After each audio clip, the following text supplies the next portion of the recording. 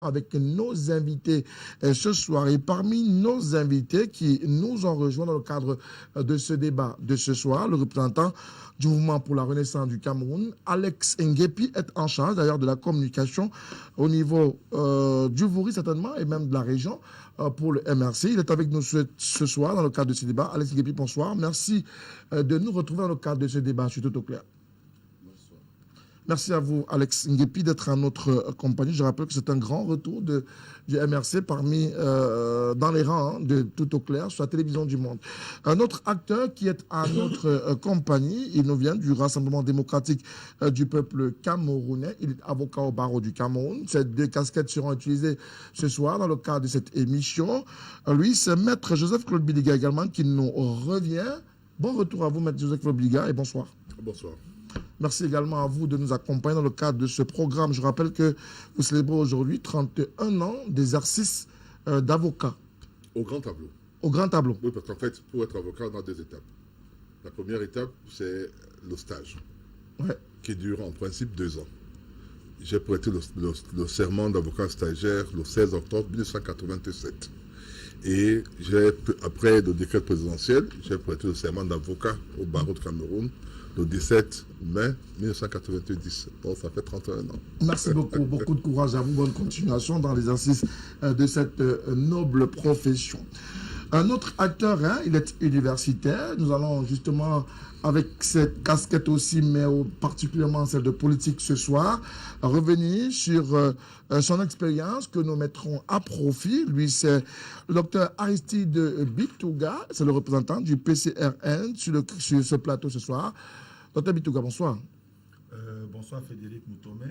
Je profite de cet espace pour pouvoir relayer le retour de la base qui semble séduit par votre émission qui est présentée comme étant une émission qui permet aux Camerounais de pouvoir s'instruire, de pouvoir s'éduquer, contrairement à un certain nombre d'émissions qui brillent davantage par, j'ai envie de dire, l'abrutissement des masses. Chez vous, on voit une volonté de vouloir mettre autour de la table un certain nombre d'acteurs courtois, denses, et qui portent haut le débat. Et forcément, quand on sort d'une émission comme la vôtre, on a généralement le sentiment d'avoir servi la bonne cause. Et ça, je voulais vous le dire de vive voix. Transmettez également nos sincères remerciements à ces Camerounais qui nous regardent à la base, devant leur petit écran à la maison, ou sur leur smartphone, quel que soit le lieu où se trouve. Je voudrais également que cette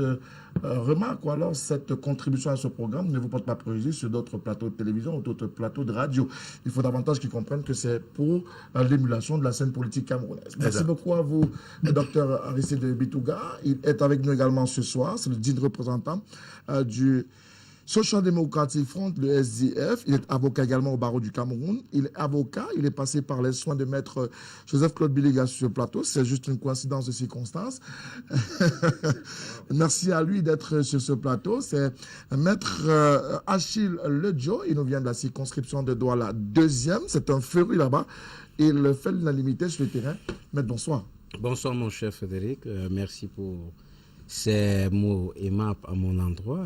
Bonsoir au co-panel. Bonsoir également à tous les fidèles de ce programme. Bonsoir à tous mes camarades SDF qui nous regardent actuellement. C'est un plaisir, toujours partagé et renouvelé, d'être parmi vos illustres invités pour ce débat politique. Vous dites pas bonne continuation à votre parrain? Dans tous les cas, le parrain, moi, c'est pas sur les plateaux.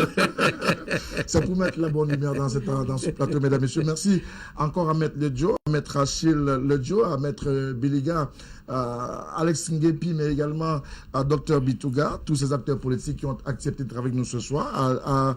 À Bélim Bilouba ne sera pas des nôtres, malheureusement. Une circonstance dernière minute l'empêche d'être avec nous, mais tout de même, nous voulons l'accompagner dans ce moment où il se trouve. Nous voulons lui assurer notre sympathie dans cette épreuve qu'il traverse en ce moment. Tout de même, on va être avec vous à la maison et avec nos invités. Et je voudrais commencer cette émission de ce soir avec Maître Achille Ledjo, avocat au barreau du Cameroun, militant du Social Democratic Front. Maître, lorsque vous avez entendu parler de ces auditions de ces ministres du gouvernement de la République qui sont devant le tribunal criminel spécial.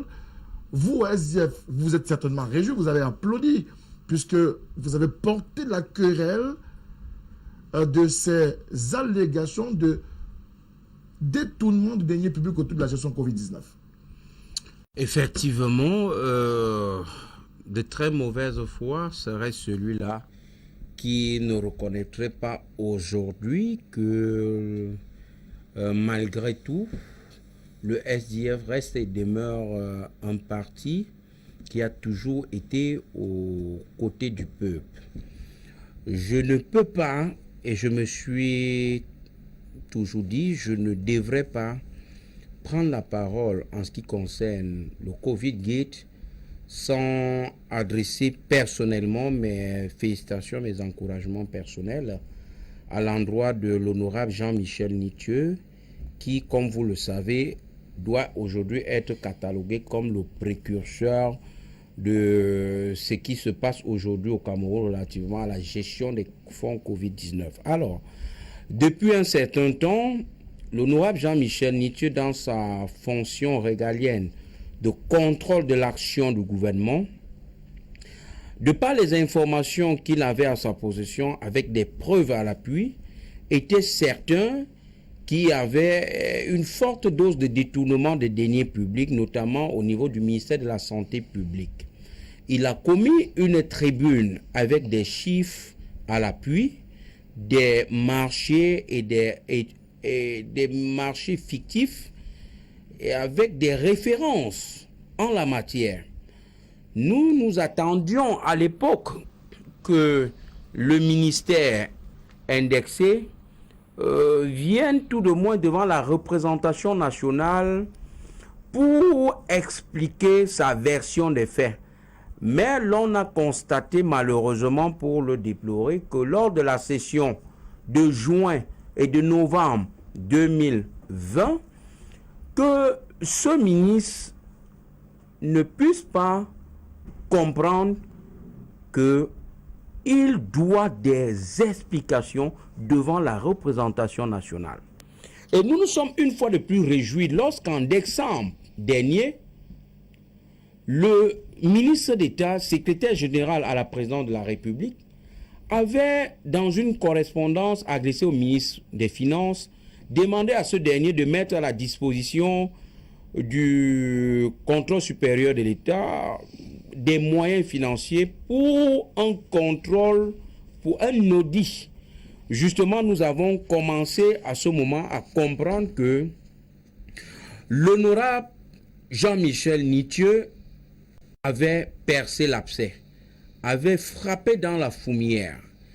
Et après ces instructions du président de la République transmises par le secrétaire général à la présidente de la République, tout est resté lettre morte. Pas de résultat jusqu'à ce que les bailleurs de fonds internationaux, notamment le FMI, puissent demander au Cameroun de lui produire le rapport de la première partie de cette aide que nous avons reçue. Et à ce moment, l'on a commencé à comprendre qu'il n'y avait pas que le ministère de la Santé publique qui, en réalité, avait géré les fonds Covid. Il y a un ensemble de ministères et le rapport, mesdames, messieurs, chers amis téléspectateurs, le rapport de la Chambre des comptes à ce sujet est clair. Le rapport de la Chambre des comptes dit tout simplement, dans ses conclusions, qu'il y a un détournement des fonds Covid-19. Maintenant, le contrôle ou alors les enquêtes judiciaires avec les auditions qui ont commencé aujourd'hui au tribunal criminel spécial, ces enquêtes cherchent à faire ce qu'on appelle le départ de responsabilité, puisqu'en matière pénale, c'est le principe de la responsabilité individuelle. Donc, il est question maintenant de savoir à quel niveau est-ce qu'il y a eu détournement et qu'on interpelle le responsable qui serait présumé coupable. Donc, le SDF se réjouit une fois de plus que comme le Munshipo Gate, c'est encore nous, le SDF, qui permettons aux yeux du monde entier de comprendre que nous sommes gouvernés par un régime, par un parti politique qui n'a pour credo et pour agenda que d'affamer le peuple. Merci beaucoup à vous. Alice Ngepi, la gestion des fonds Covid nécessitait-elle une telle mobilisation à la fois de la Chambre des comptes, bref, du gouvernement, pour voir plus clair autour de l'argent qui a été mis à disposition pour la lutte contre la Covid-19? Oui, il faut, bonsoir, encore une fois de plus, il faille rappeler aux Camerounais que lorsqu'on gère les fonds publics, lorsqu'on gère l'argent du contribuable, ce n'est pas l'argent du gouvernement, ce n'est pas l'argent de M. Biapol, ce n'est pas l'argent d'Attandji ou de Mme Marachi ou du Premier ministre, c'est l'argent des Camerounais, de tous les Camerounais.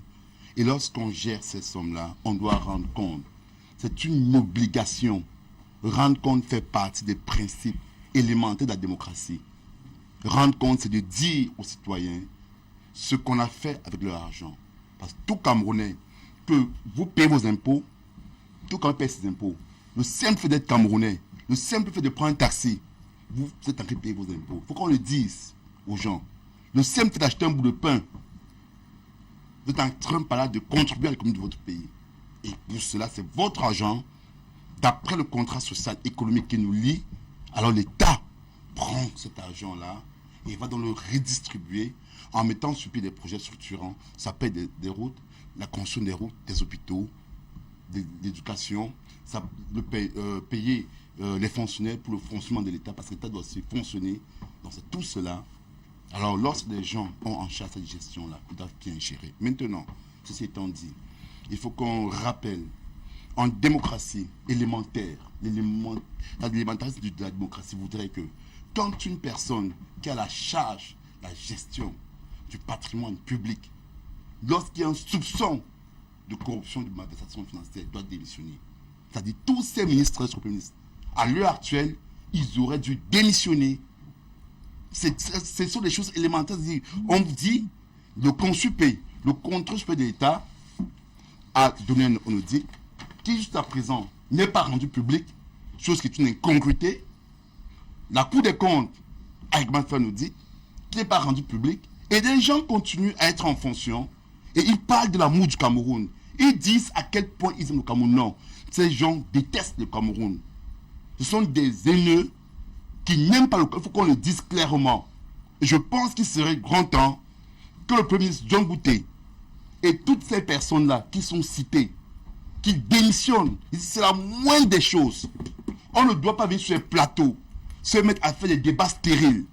Lorsque les gens disent que le Cameroun est un pays démocratique, c'est la chose, on dit, vous avez mal géré les fonds publics, alors vous vous retirez.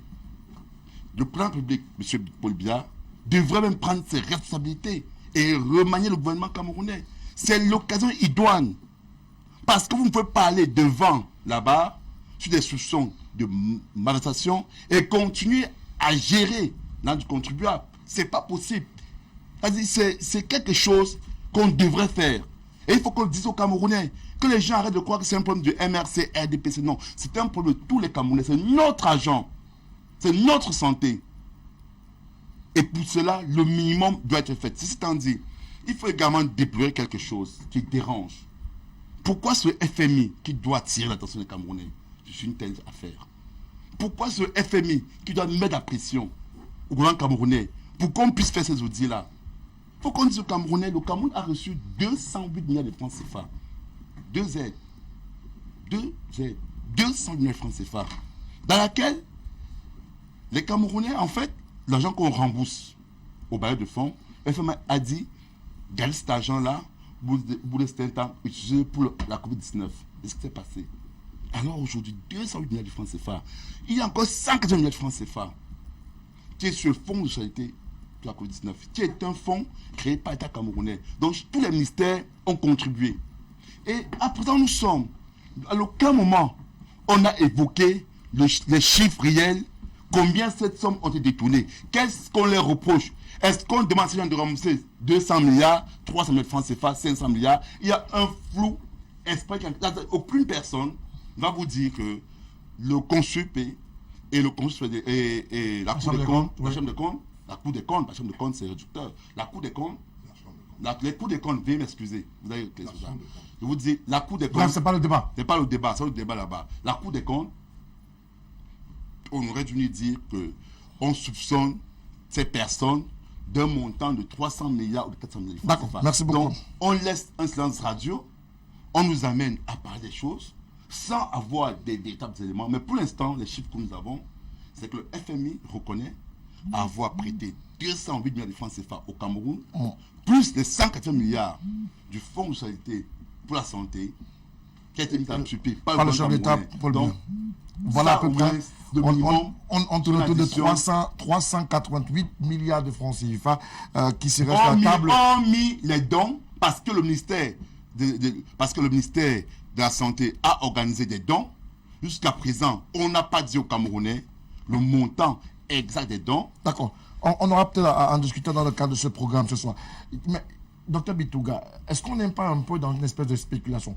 Y avait-il des éléments probants qui donnaient lieu à s'interroger sur la gestion des fonds Covid et à appeler justement à cette enquête, à ces audits-là, au regard de quelques biscuits qui avaient été mis sur la place publique par l'honorable Jean-Michel Nuche du Social Democratic Front? Peut-être avant de répondre directement à votre question, deux précisions s'imposent. Je crois que autant les mots on les utilise quand ils nous arrangent, autant également on n'en fait pas cas lorsqu'ils nous arrangent pas. Je crois que la démocratie, c'est aussi la présomption d'innocence, et je parle sous le contrôle des éminents maîtres qui sont là sur le plateau. La démocratie, c'est également le principe du contradictoire, et donc j'étais en partie des citoyens au motif qu'on se revendiquerait un certain patriotisme plus béat que d'autres.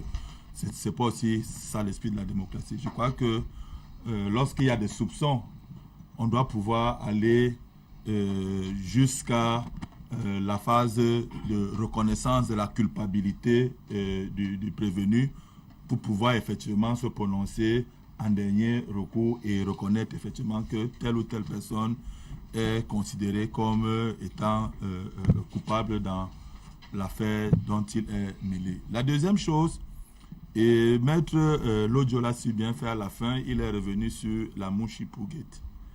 Et ça m'a beaucoup fait sourire parce qu'effectivement, j'ai dit, le SDF, effectivement, de mémoire, aura brillé par cette capacité-là à pouvoir lever souvent de gros lièvres qui ont débouché sur le cas, par exemple, du ministre Mouchipou à sa condamnation. Mais je reste toujours sur ma faim et je me demande comment le SDF et davantage maître le député Nietzsche n'a pas pu voir ce qui s'est passé du côté de la CAN et se soit davantage intéressé à la gestion des fonds Covid-19. Vous comprendrez que je fais cette digression-là pour vous amener à comprendre que tel que le Parlement fonctionne, et là je passe sur le contrôle de Maître Biyiga, le contrôle parlementaire mené par un député de l'opposition n'aboutit que lorsque dans le RDPC, on veut faire couler des personnes. Parce que quand vous regardez comment la mécanique fonctionne à l'Assemblée nationale, je puis vous dire que ce n'est pas le premier député qui est en colère parce qu'il y a détournement qui peut porter de telles causes. Vous voyez ces causes prospérer. Parce qu'on veut également reconnaître que nous sommes en démocratie, mais notre justice reste encore pour beaucoup tributaire d'un certain nombre de pesanteurs, d'un certain nombre de goulots d'étranglement qui font que parfois ce qu'on présente aujourd'hui comme un blanc-seing, cette chambre des comptes qu'on présente aujourd'hui comme une institution aussi diligente et transparente ont souvent été à bien des fois présentées comme des institutions qui n'ont pas toujours joué le rôle qui était le leur lorsqu'ils étaient attendus sur des dossiers, parfois aussi des détournements massifs de fonds. Donc, vous comprenez qu'avec la Covid-19 et ce qui s'apparente aujourd'hui à la Covid-Gate, nous sommes en plein dans des batailles de fin de régime, où chacun essaie de capitaliser les forces, aussi bien les forces mystiques, les forces juridiques, les forces institutionnelles qui sont les siennes, pour pouvoir donner le coup fatal à ses potentiels adversaires. parce que je puis vous dire d'expérience au ministère de la Santé et la grosse expérience que j'ai de la COVID-19 au niveau international, tous les voyants étaient au rouge par rapport à la gestion de la COVID-19. Et l'un des indicateurs les plus probants, c'est la faible acceptabilité du vaccin anti-Covid, qui a la réalité, si ce qui devrait se faire en amont avait été fait, non seulement on aurait eu des Camerounais qui auraient, d'une certaine manière, épousé les 20 mesures barrières qui avaient été dictées par le gouvernement au début de la crise. Nous en sommes encore 2 ans aujourd'hui. Je ne suis même pas sûr qu'une de ces mesures barrières a pu être implémentée au niveau national. Ce qui était déjà un gros échec par rapport à cette affaire de la COVID-19. Je ne parle pas de la prévention, je ne parle pas de la communication, je ne parle pas de l'accompagnement des secteurs sinistrés qui, effectivement, dans les fonds alloués au Cameroun dans le cadre de la gestion de la COVID-19, auraient pu permettre d'une certaine manière qu'on voit de manière visible ce que ces fonds ont pu apporter. Mais je puis vous dire, vraiment sans être un grand spécialiste, sans vraiment être quelqu'un qui bouscule les portes, la gestion de la COVID-19 a été un gros échec pour le Cameroun. Maintenant, les responsabilités vont certainement être établies. Certainement, on saura qui a fait quoi, on saura qui a mangé. Quand vous dites dans votre argumentaire que la gestion de ces fonds a été un échec, est-ce que de façon péremptoire, vous nous dites qu'il y a eu détournement ou pas? Moi, je ne suis pas, c'est-à-dire que j'ai l'avantage d'avoir à mes côtés des éminents avocats qui savent qu'on ne peut pas, en l'état actuel, pouvoir être péremptoire sur ce que vous voulez m'amener à dire là. Moi, en tant qu'homme de science et acteur politique, je dis que sur des secteurs bien clés de la gestion de la COVID-19, c'est un échec. Maintenant, est-ce que l'échec est lié au détournement des fonds? Ça, c'est une chose. Est-ce que l'échec dans la gestion de la COVID-19 est lié même à une mauvaise coordination? Parce que moi, c'est davantage vers la mauvaise coordination de la gestion de la COVID-19 que je me focalise davantage. Devrais-je vous rappeler que j'ai commis 3 ouvrages dans le cas de la COVID-19 et à l'échelle internationale, j'ai été associé à 2 revues systématiques dans le cas de la COVID-19 en Afrique.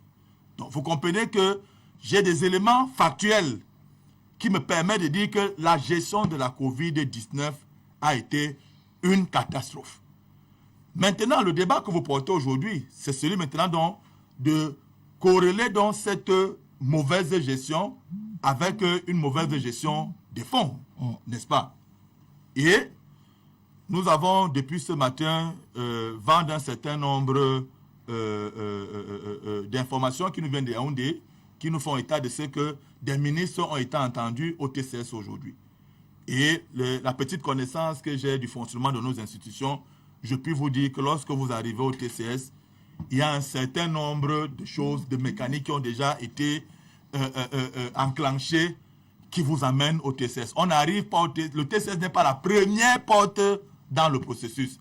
Quand vous arrivez au TCS, je puis vous dire qu'il y a déjà au moins 8 étapes qui ont été gravies pour qu'on arrive au TCS. Et je crois que avec donc cet élément factuel qui est celui de la convocation des ministres au TCS, là, pas de manière péremptoire, mais je peux dire que effectivement, il y a anguille sous roche par rapport à la gestion de ces fonds. Et je crois que dans la suite du débat, je pourrais maintenant m'étendre davantage pour démontrer que les fonds qui avaient été alloués, qui devaient faire un certain nombre de choses, n'ont pas toujours pu faire ces choses-là. Et donc, on peut donc aisément dire que cet argent a servi à autre chose que ce pourquoi il a été donné au Cameroun. Et là, on peut parler, je passe sur le compteur de mettre le jeu de détournement de fonds publics. C'est-à-dire utiliser un argent pour d'autres fins, c'est du détournement des fonds. Maître Joseph-Claude Biliga, pratiquement plusieurs membres du gouvernement, c'est l'annonce qui est faite, avec en tête le Premier ministre chef du gouvernement, entendu au tribunal criminel spécial, autour de la gestion des fonds.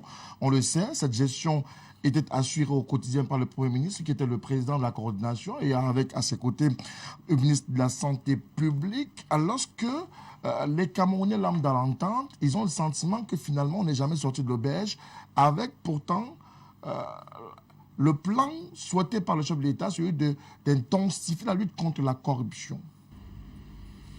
Oui, mais le problème, Ce qu'il faut retenir, hein, chacun retiendra ce qu'il veut retenir. Ce qu'il faut retenir, c'est que le président dit qu'il n'y a pas d'impunité. Il faut le noter. C'est-à-dire que même si vous êtes Premier ministre ou vous êtes ministre, s'il y a des soupçons qui pèsent sur vous, on peut diligenter des enquêtes. C'est ça le côté positif qu'il faut noter. Et il faut noter également que contrairement à ce que j'ai entendu sur ce plateau, ça ne date pas d'aujourd'hui. Il faut bien noter que si nous avons le conseil de Consupé, si nous avons la Chambre des comptes, si nous avons la CONAC, si nous avons la NIF et bien d'autres. La NIF et bien d'autres, c'est parce qu'effectivement, il y a des regards qui sont faits sur la gestion par des gestionnaires de la fonction publique de leur travail. Donc il y a des regards qui sont faits. Et lorsqu'il y a donc des audits, contrairement à ce que j'ai toujours entendu, on nous dit souvent qu'il y a un parti politique qui a été le premier à faire les audits. Non, il y a des audits tous les jours. Ces audits n'ont pas vocation à être publiés dans les journaux et autres. Donc ces audits ont vocation à être acheminés vers, la plupart du temps, vers la personne qui a demandé ces audits, c'est-à-dire la présidente de la République, le président de la République. Et sur la base de ce qu'il aura retenu, on peut diligenter des procédures pénales.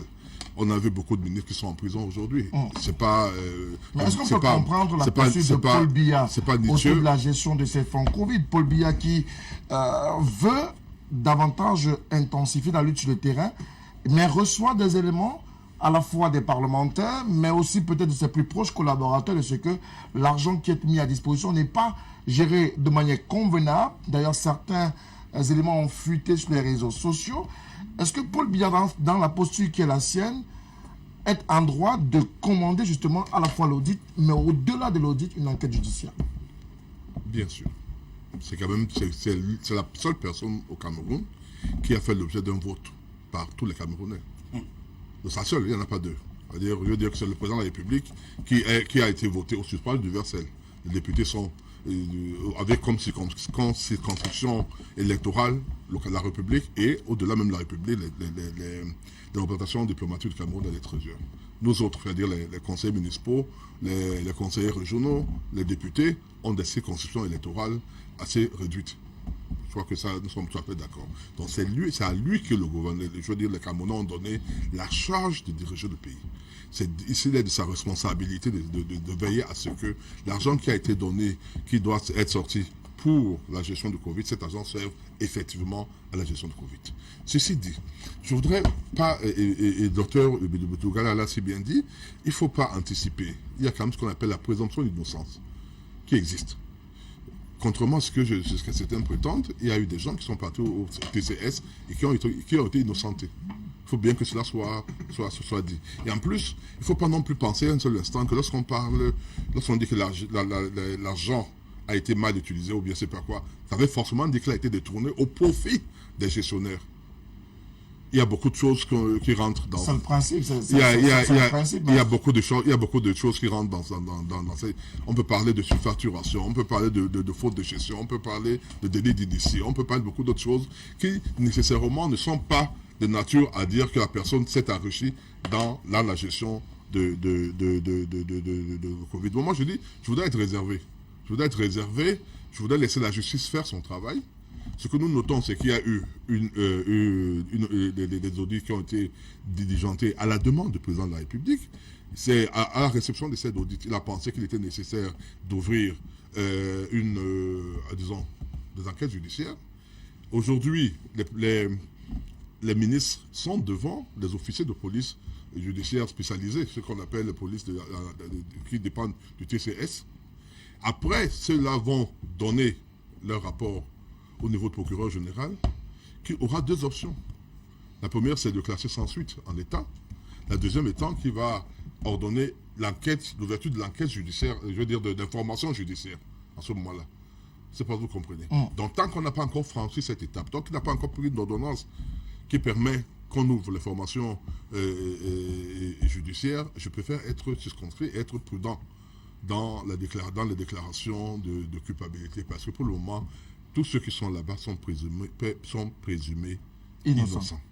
Maître Achille Ledjo, même si tous ceux qui sont actuellement appelés à être entendus au tribunal spécial sont présumés innocents, il y a quand même que le rapport d'étape, notamment le rapport de la Chambre des comptes, qui n'a pas relevé ou alors qui n'a pas été rendu public révèle quand même une cascade de marchés fictifs, des surfacturations, des faux en écriture, bref, des éléments qui ont donné du grand moudre au président de la République. Écoutons-nous bien. Il ne s'agit pas ici, M. Moutomé, de venir jouer le rôle du procureur ou du magistrat du siège. Nous voulons juste comprendre comment est-ce que tout cela s'est passé jusqu'à ce qu'on arrive à cette situation actuelle. À cette situation. Et tous ceux qui sont impliqués de près ou de loin dans la gestion des fonds Covid sont jusqu'à présent présumés innocents. Il faut qu'on se comprenne bien. C'est un principe cardinal principe. Dans la justice. Je dis ça parce que le plénipotentiaire RDPC Assemblée fait croire que nous sommes ici dans un tribunal où c'est une guillotine qui est placée. Non, nous analysons les faits. La Chambre des comptes est un organisme d'enquête qui siège auprès de la Cour suprême du Cameroun. Le secrétaire général à la présidence de la République, le ministre d'État Ferdinand Gongo, sur instruction de monsieur le président de la République, avait en son temps instruit les autres organismes chargés toujours des enquêtes de ce qu'il y a des soupçons de malversation financière en ce qui concerne les fonds Covid-19 et qu'il fallait voir clair.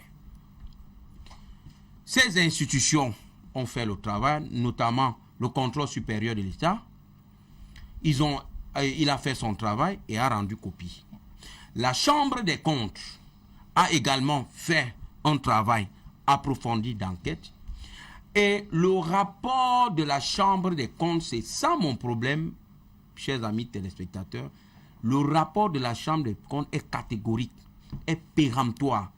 Il y a eu malversation au vu de tout ce que ils ont eu comme élément à auditer.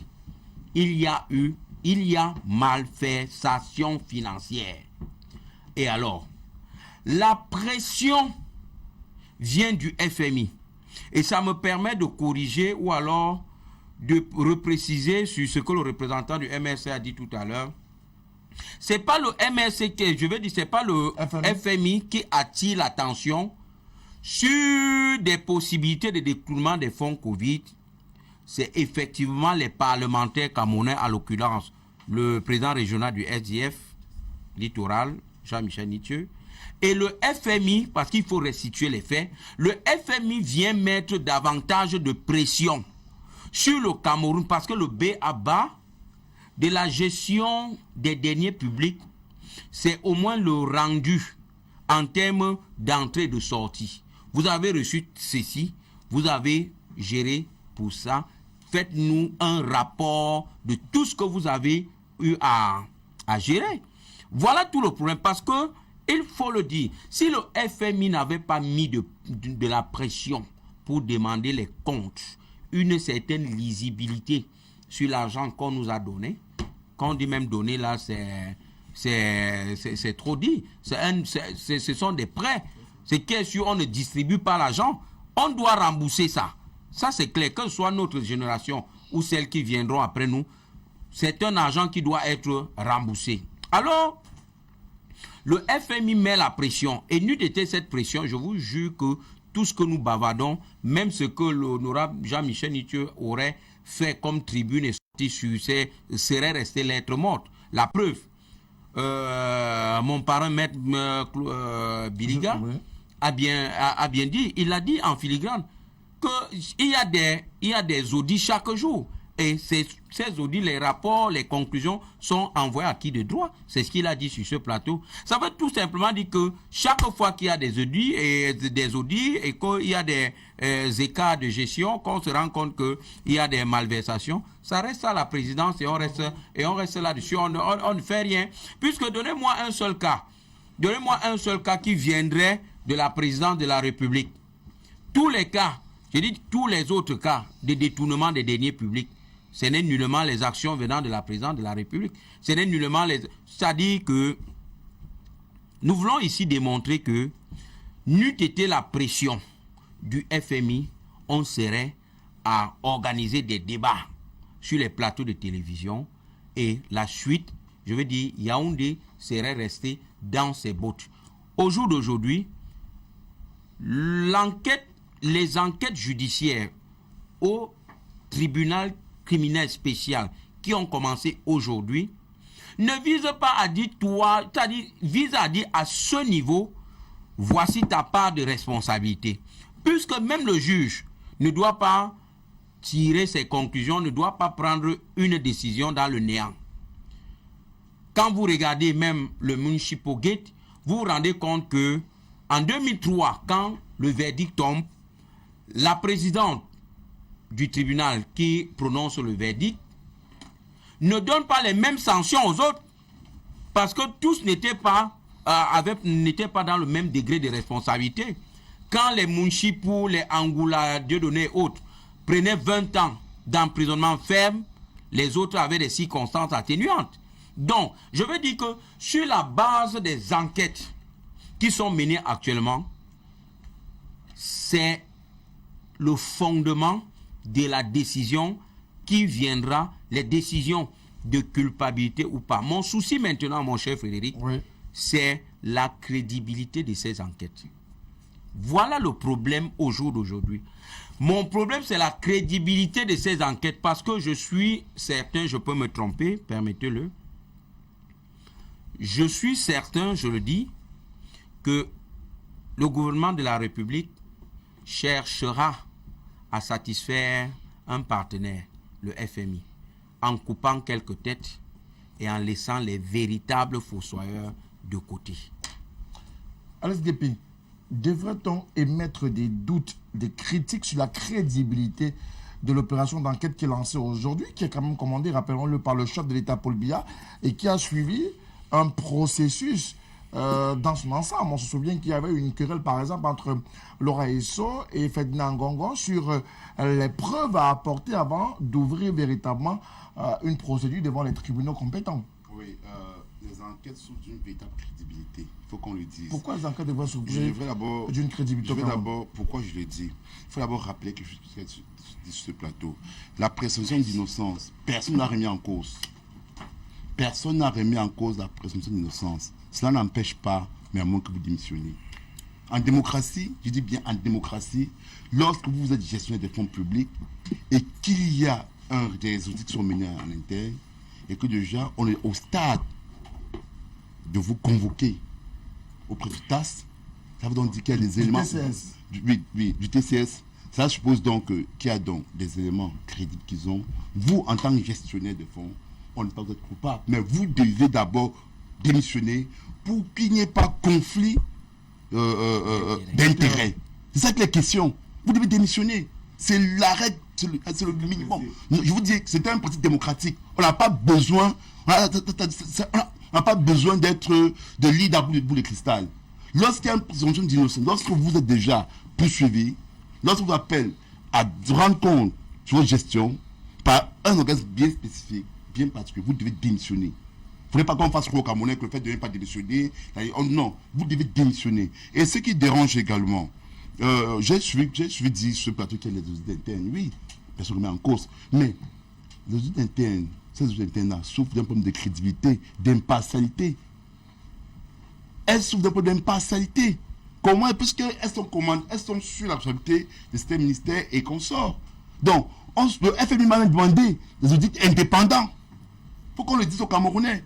Le FMI a demandé des audits indépendants, c'est-à-dire qu'on cherche des auditeurs, des collègues d'auditeurs reconnus, et on les confie, on leur demande d'auditionner la gestion des fonds de la Covid-19. Tout à fait. Donc, ces audits internes-là, et consorts, souffre dans le Le FMI avait justement remis en doute la crédibilité des rapports ou alors des audits qui avaient été menés à la fois par le Consupé, mais également par la Chambre des comptes. Parce que dans le rapport, il exigeait que les 10 audits soient menés par des cabinets indépendants qui n'ont rien à voir avec le Cameroun. Bien sûr, c'est normal. C'est normal. Maintenant, il faut laisser qu'on dise quelque chose, c'est que le Consupé, ces organismes d'audit devraient avoir le droit d'ester en justice. Parce que c'est le problème. Ils font des audits, mais ils ne peuvent pas rester en justice. Il faut que ce ministre de la Justice qui demande que ce soit le public qui donne l'instruction qu'on reste en justice. Ça pose problème. C'est-à-dire qu'il faudrait que quand ces personnes qui font des auditions aient le droit de pouvoir saisir un juge et que le juge fasse son travail. Pourquoi est-ce que c'est encore la présidence de la République? Lorsqu'on se rend compte que c'est M. Ngongo, le SGP, qui a son salaire demandant au ministre d'ester en justice. Je suppose donc que M. Ngongo, on fait comme s'il n'a pas eu à gérer pour la COVID-19. Rappelons-nous aussi que ce même SGP a eu à gérer les fonds de la CAN 2019. Et il y a eu plus de 3 milliards détournés, où le Cameroun n'a pas pu organiser cette CAN-là. Donc déjà, M. Diak qui a un soupçon de malversation, et il fait les marchés gré à gré, et encore celui qui fait encore jouer au gendarme, qui vient dire rester en justice, et on fait aussi comme si M. Laurent Sow n'a pas eu à gérer les fonds de la COVID-19. Et c'est ça que le FMI dit, c'est de la cacophonie. Vous jouez avec des Camerounais. T'as dit M. Laurent Sow, comment est-ce que M. Laurent Sow va lui-même acheter la maison pour se pêcher? Un poisson, ça va au marché, paye la maison pour qu'on le pêche. Comment est-ce que M. Ngongo va aller acheter de la maison, attaquer un poisson pour qu'on le pêche? C'est pas possible. Donc on est en train de vouloir diverser les Camerounais et il y a un conflit de règlement de compte. Donc les ministres qui devront passer de pouvoir seront vendus à la verdict populaire. Monsieur Laurent Sow a géré pour la COVID-19. Monsieur Ngongo l'a fait. Monsieur Ngongo a eu à gérer la candidate. Mais il est tué en fonction. Et c'est encore lui qui donne sur instruction d'ester en justice. Mais on se moque de qui là? Donc il faudrait qu'on arrête. Et il faudrait aussi qu'on soit clair sur quelque chose. Même le plan public, il n'y a pas celui qui devait demander qu'on reste en justice. Parce qu'il faut qu'on rappelle, je suis maître Béliga nous donner un cours du parallélisme des formes, un cours sur le droit constitutionnel, le plan public élu par tous les Camerounais, oui, c'est vrai. Mais cependant, il faut aussi vous rappeler, M. maître Béliga, que dans cela, les députés représentent les peuples camerounais et l'ensemble des députés et les sénateurs conçus par le pouvoir parlementaire.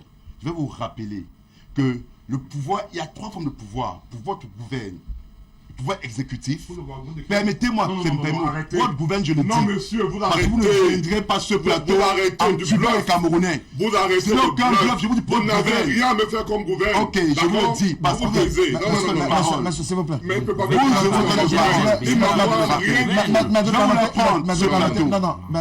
vais vous l'apprendre ce plateau. S'il vous plaît, Je regarde pour lui. On ne parlera pas de la COVID-19 ici sur ce plateau. Les gens viendront faire comprendre M. Biapol, elle est suprême du Cameroun. Je dois lui rappeler qu'il existe 3 pouvoirs horizontaux au Cameroun qui se valent. Qu'est-ce que vous en savez? Permettez-moi, s'il vous plaît. Qu'est-ce que vous en savez? Permettez-moi vous entendre parole. C'est pas le combien. Je vous dis donc. Je vous dis donc. Je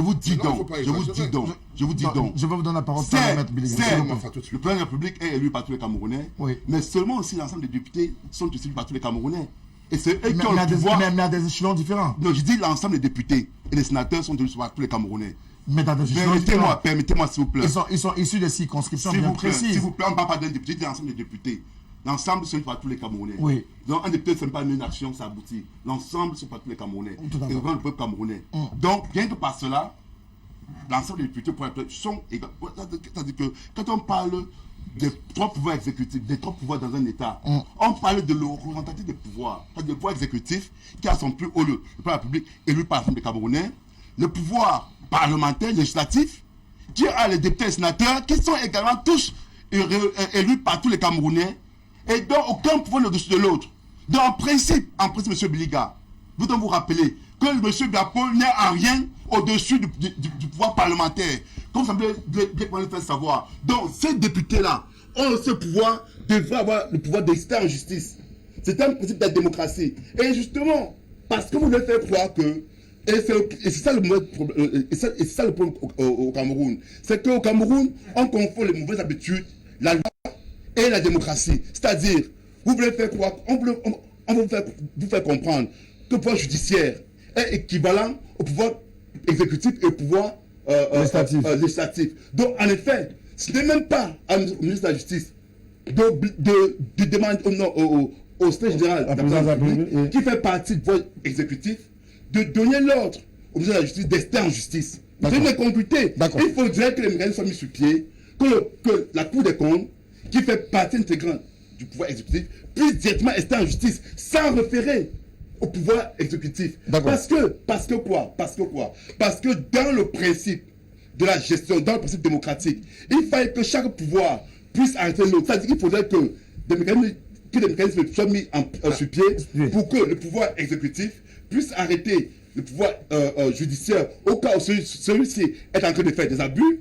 Il faut également que le pouvoir judiciaire puisse arrêter le pouvoir exécutif s'il fait des abus, et de même aussi que le pouvoir parlementaire puisse arrêter. Merci beaucoup pour cette précision. Rien que pour cela, le fait que ce M. Biapol, qui demande, qui instruit les États en justice, est une incongruité en démocratie. Merci beaucoup, s'il vous plaît. Le consulpé, s'il vous plaît. Le consulpé, pour chuter, le consulpé, ou bien la Cour des comptes, devrait avoir ce pouvoir que lorsqu'ils ont ouvert des enquêtes, directement, ils restent en justice, sans passer par le SGP. Merci beaucoup à vous, Alex Nguepi. Avant de passer la parole au Dr Bitoga, vous allez souffrir de ce que je fasse une entorse à la répartition du temps d'antenne.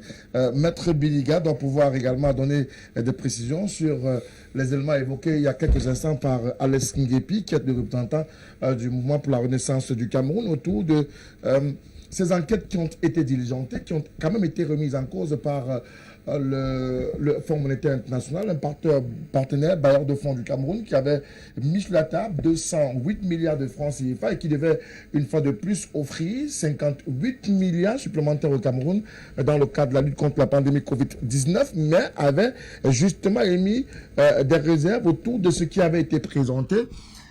Au regard de ce que, de leur point de vue, cela manquait de crédibilité, de sérieux et de honnêteté dans le travail qui a été présenté. Pourtant, la Chambre des comptes, lui ou elle, se veut suffisamment péremptoire de ce qu'il y a eu des détournements et des malversations financières dans la gestion des fonds Covid. Je ne vais pas recommencer. Je pense que chacun doit faire son travail. Je ne peux pas accepter que sur un plateau, quelqu'un vienne dire que ni moi, ni même de jeunes ne connaissons pas le droit. C'est une prétention incroyable. On parle tous de l'équilibre des pouvoirs, l'exécutif, le législatif, le judiciaire. Mais dans aucun pays, il y a le pouvoir législatif au-dessus du pouvoir exécutif. Là, aucun. C'est le président de la République ou le chef de l'exécutif qui commande dans tous les pays au monde. Donc, vraiment, vous n'avez pas inventé votre droit. C'est parce que lorsque votre président élu aura pris le pouvoir, il va demander au président de l'Assemblée nationale de venir demander, de venir le commander, ou bien au président de la Cour suprême de venir le commander. Je tiens à vous indiquer que l'Assemblée nationale, au niveau du Parlement, il y a les sénateurs qui sont nommés. Ils sont nommés par le président de la République. C'est qui est incongruité. Je ne sais pas si c'est une incongruité. Allez le dire en France. Allez le dire en France et ailleurs. Vous voyez bien que vous copiez la France. Mais bien sûr. Il y a une chaîne démocratique. Aucun élu ne peut être nommé. C'est une incongruité. Qu'on devrait abolir par le nouveau code électoral. C'est pas votre temps. Monsieur Nguepi, s'il vous plaît, c'est pas votre temps de parole. Ne vous vantez pas de cela. Et pense que c'est un bavardant trop qui aura raison. La deuxième chose que je voudrais dire, c'est qu'il faut qu'on note que il y a au niveau de l'enclenchement des procédures, il faut qu'on sache que le pouvoir exécutif, généralement, est représenté à travers le procureur de la République qui a pour hiérarchie le ministre de la Justice, qui peut lui donner des ordres. Il faut qu'on le sache. Donc, le ministre de la Justice étant un collaborateur du président de la République, le président de la République peut, dans ses fonctions, donner un mandat au procureur, au ministre, qui donne le mandat au procureur général, ou bien qui engage des procédures contre les personnes. Pour que cela soit admis, ce n'est pas une question de bavardage ou de trucs. C'est cela. C'est ça quand nous disons on dit très souvent que le ministère public a l'opportunité, le procureur de la République a l'opportunité de poursuivre. C'est-à-dire nous pouvons poser nous deux les mêmes actes répréhensibles, ils décident de poursuivre l'un de nous deux et laissent l'autre. Il faut que ça soit dit. C'est ça que je dénonce. Que c'est une incongruité. Mais vous n'avez pas dénoncé. C'est ça qu'on dénonce. Non, ça va, on a compris. C'est fait. Mais quand on est une démocrate, on dit que ce sont des choses qui sont mauvais Merci. Elles sont mauvaises. Merci beaucoup, on a compris. Moi, je suis un démocrate. Merci beaucoup. En démocratie, elles sont mauvaises. On a compris, monsieur Nguepi, vous n'avez pas... Elle est mauvaise. Monsieur Et Nguepi, on doit monsieur abolir Nguepi, cela. je prendrai dans votre temps de parole suivant. C'est ça que je dénonce. S'il vous plaît, monsieur Nguepi, vous avez votre temps de parole, vous avez dénoncé ce que vous aviez à dénoncer. Laissez également aux autres acteurs sur le plateau de pouvoir aller au bout de leur pensée, sinon on n'arrivera pas. Merci beaucoup. En démocratie aussi, on laisse les autres parler. Je crois que c'est le minimum, c'est vraiment la chose la plus élémentaire d'un autobocal. Je voudrais également dire une chose, c'est que lorsque on parle des fonds publics, il ne faut pas qu'on oublie que lorsqu'on fait l'appel à l'agence publique, ça descend des fonds publics. Demain, qu'on ne vienne pas vous dire que lorsqu'on va engager les procédures pour voir ce qui est arrivé dans Survivor ou Survivor, qu'on vienne dire que c'est la chasse aux sorcières. Il faut bien que cela soit clair. Parce que lorsque vous demandez aux Camerounais et aux autres de contribuer pour une opération dans l'appel à l'agence publique, ces fonds sont des fonds publics. Ils sont gérés effectivement comme des fonds publics. Donc soyez bien clairs, demain ne venez pas nous dire que non, on ne devait pas engager les procédures parce que ce sont les fonds. Il faut que ça soit clair. Comme aussi pour les sommations. Alors, Paul Biya, on doit aussi porter le dit dessus et engager également aussi des poursuites. Merci beaucoup, monsieur Nguepi. Dis-le, monsieur Camerounais. Les sommations de par Paul Biya. S'il vous plaît, monsieur Nguepi.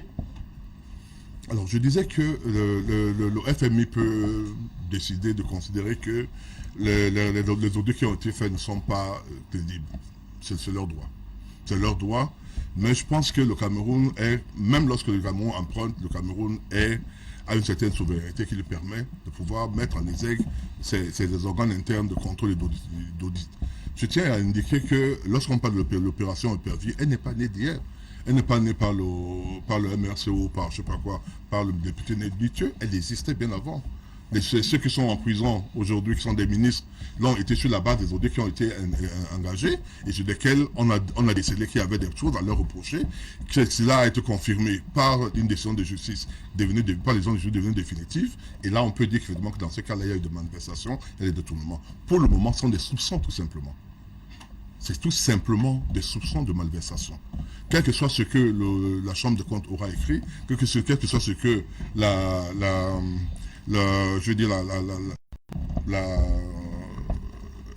Chambre de comptes et le Consupé auront décidé, auront fait comme rapport.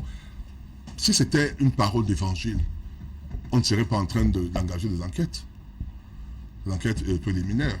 On ne serait pas engagé par que le rapport après le procès verbal ou le rapport des sortants de l'enquête pénale, procès verbal de coulant de l'enquête, on ne transférerait pas au procureur général ou lequel aurait une possibilité de ne pas de classer sans suite. Donc je veux dire que moi je préfère être je fais pas dans le populisme, parce que je sais que certains veulent faire du populisme pour attendre 2025 et espérer avoir un conseiller municipal ou un député. Non, je dis, nous avons l'obligation d'expliquer aux Camerounais que lorsque le président de la République pose des actes, comme dans ce cadre-là, ça rentre dans sa fonction. C'est pas nous qui avons inventé le droit que nous étudions, c'est un droit romain, c'est un droit latino-romain, c'est un droit étranger. Et qui a ses règles et ses principes. C'est pas un Nguepi qui va décider de ce qui est bon ou ce qui est pas bon, ce qui est démocratique, ce qui n'est pas démocratique. On pose des actes qui sont, on prend des principes qui sont universels, qui ne sont pas au Cameroun, que eux demain vont appliquer. Il ne faut pas qu'ils donnent l'impression quand ils vont venir demain, ils vont dire ok, maintenant c'est le président de l'Assemblée nationale qui va nommer les ministres, le président de l'Assemblée nationale qui va décider d'ici, c'est le président de la Cour suprême qui va faire ça. Non, l'exécutif c'est pour exécuter, c'est pour diriger. La personne qui dirige le Cameroun, ce n'est pas le président de l'Assemblée nationale, ce n'est pas le président de la Cour suprême, c'est le président de la République, l'élu de tous les Camerounais. Je voudrais le dire. Je ne sais pas si j'ai répondu à votre question. Si je n'avais pas répondu, relancez, moi je vais répondre. Alors, je suis quand même resté sur ma fin autour. Vous dites que c'est du droit du FMI d'émettre des réserves, mais dans le fond, il y a la réserve qui a été soulevée tout à l'heure par Maître Achille Lodjo, qui est également un féru du droit, qui précise que la particularité du travail qui a été fait au niveau des audits, notamment par la Chambre des comptes et le contrôle supérieur de l'État, révèle quand même des faits majeurs qui nécessitent à s'interroger sur ce qui a été géré et ce qui n'a pas été géré. Et la Chambre des comptes, contrairement au Consupé, a été plutôt affirmatif dans ses conclusions. J'espère que c'est ce que Maître Lodjo a dit tout à l'heure. Il y a une malversation financière. Après, le reste, on peut se faire des analyses si on veut ou pas. Non mais attendez, je pense que sur ce point, moi je dis qu'il y a une présomption de malversation financière. Là, Ça dit que les acteurs de la Chambre des comptes sont allés un peu trop vite en besoin. Être responsable de mes paroles. Il y a une présomption. Pourquoi? Parce que vous ne pouvez pas dire qu'il y a une malversation sans avoir entendu les personnes qui sont en charge qui ont géré les faits, les biens. Je ne voudrais pas parler des choses qui me concernent, mais il le sait très bien. Il y a plein de choses qui ont été dites dans un rapport dans lequel moi je n'avais même pas été interrogé. On avait dit plein de choses et ça s'est avéré faux, totalement faux. Donc je dis, quand je le dis, ne restons pas dans le cadre de contrôle parce qu'ils ont dit ceci. Oui, ils ont dit des choses. Maintenant, attendons que la justice se prononce. C'est elle seule qui peut nous dire si vrai ou non il y a eu une manifestation et qui a fait quoi. Tant que la justice ne s'est pas prononcée, je vous assure, le reste, c'est des spéculations. Que le FMI vienne dire que oui, tel avait eu des 10 millions, il a acheté le seau d'eau qui coûte 200 francs à 500 francs ou à 1000 francs, etc. C'est toujours des présomptions, etc.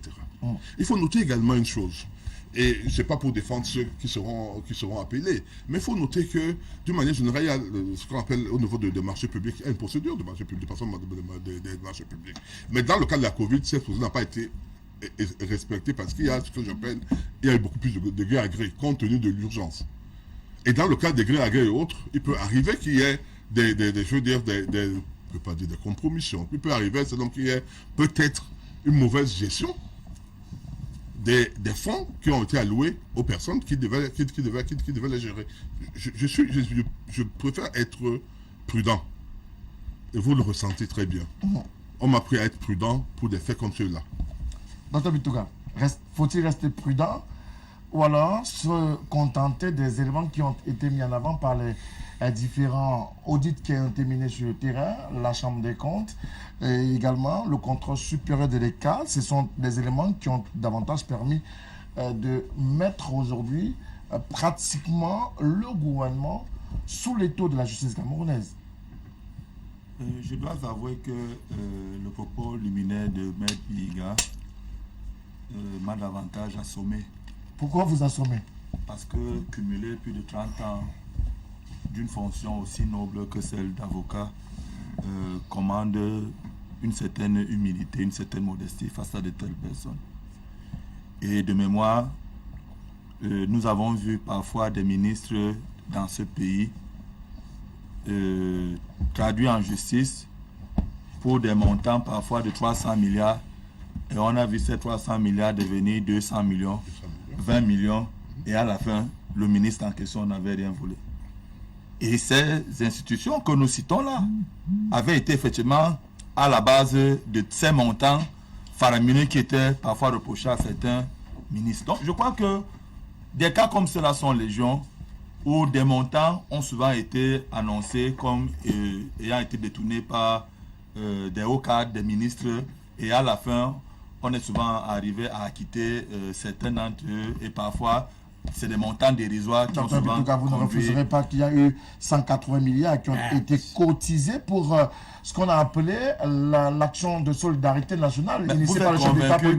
Je ne suis pas en train de répondre à votre question. Mais également, il y a eu 208 milliards qui ont été apportés par le Fonds monétaire international dans le cadre de la lutte contre la pandémie Covid-19. Mais laissez-moi dans la première partie de ma parole vous dire que et Maître Lodion l'a dit, et Maître l'a également dit. Vous avez assommé Maître Lodion dans votre parole. Je ne l'ai pas assommé, j'étais en train de dire que le FMI lui-même reconnaît que même la Chambre des comptes et le Consup ne sont pas crédibles par rapport à ce qui leur a été présenté comme information. Et on demandait à ce qu'il y ait des audits externes, et c'est moi qui ai dit sur ce plateau. Je crois que si le FMI allait demander des audits externes, c'est parce qu'eux-mêmes disent ce que je dis, que ces institutions elles-mêmes parfois ne disent pas la vérité. Où est la contradiction avec ce que vous dites? Elles disent une vérité que... Mais où est donc la contradiction avec ce que j'ai dit et ce que Maître Lodion a dit? Vous cherchez à tout prix à ce qu'ils disent que les ministres sont volés. Ça ne viendra pas de ma bouche.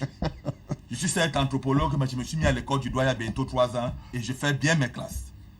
Pour revenir au débat de fond, la Constitution est claire. Le président de la République est garant des institutions. Vous comprenez? Et il a la capacité, dans le cas qui nous concerne, de dissoudre l'Assemblée nationale.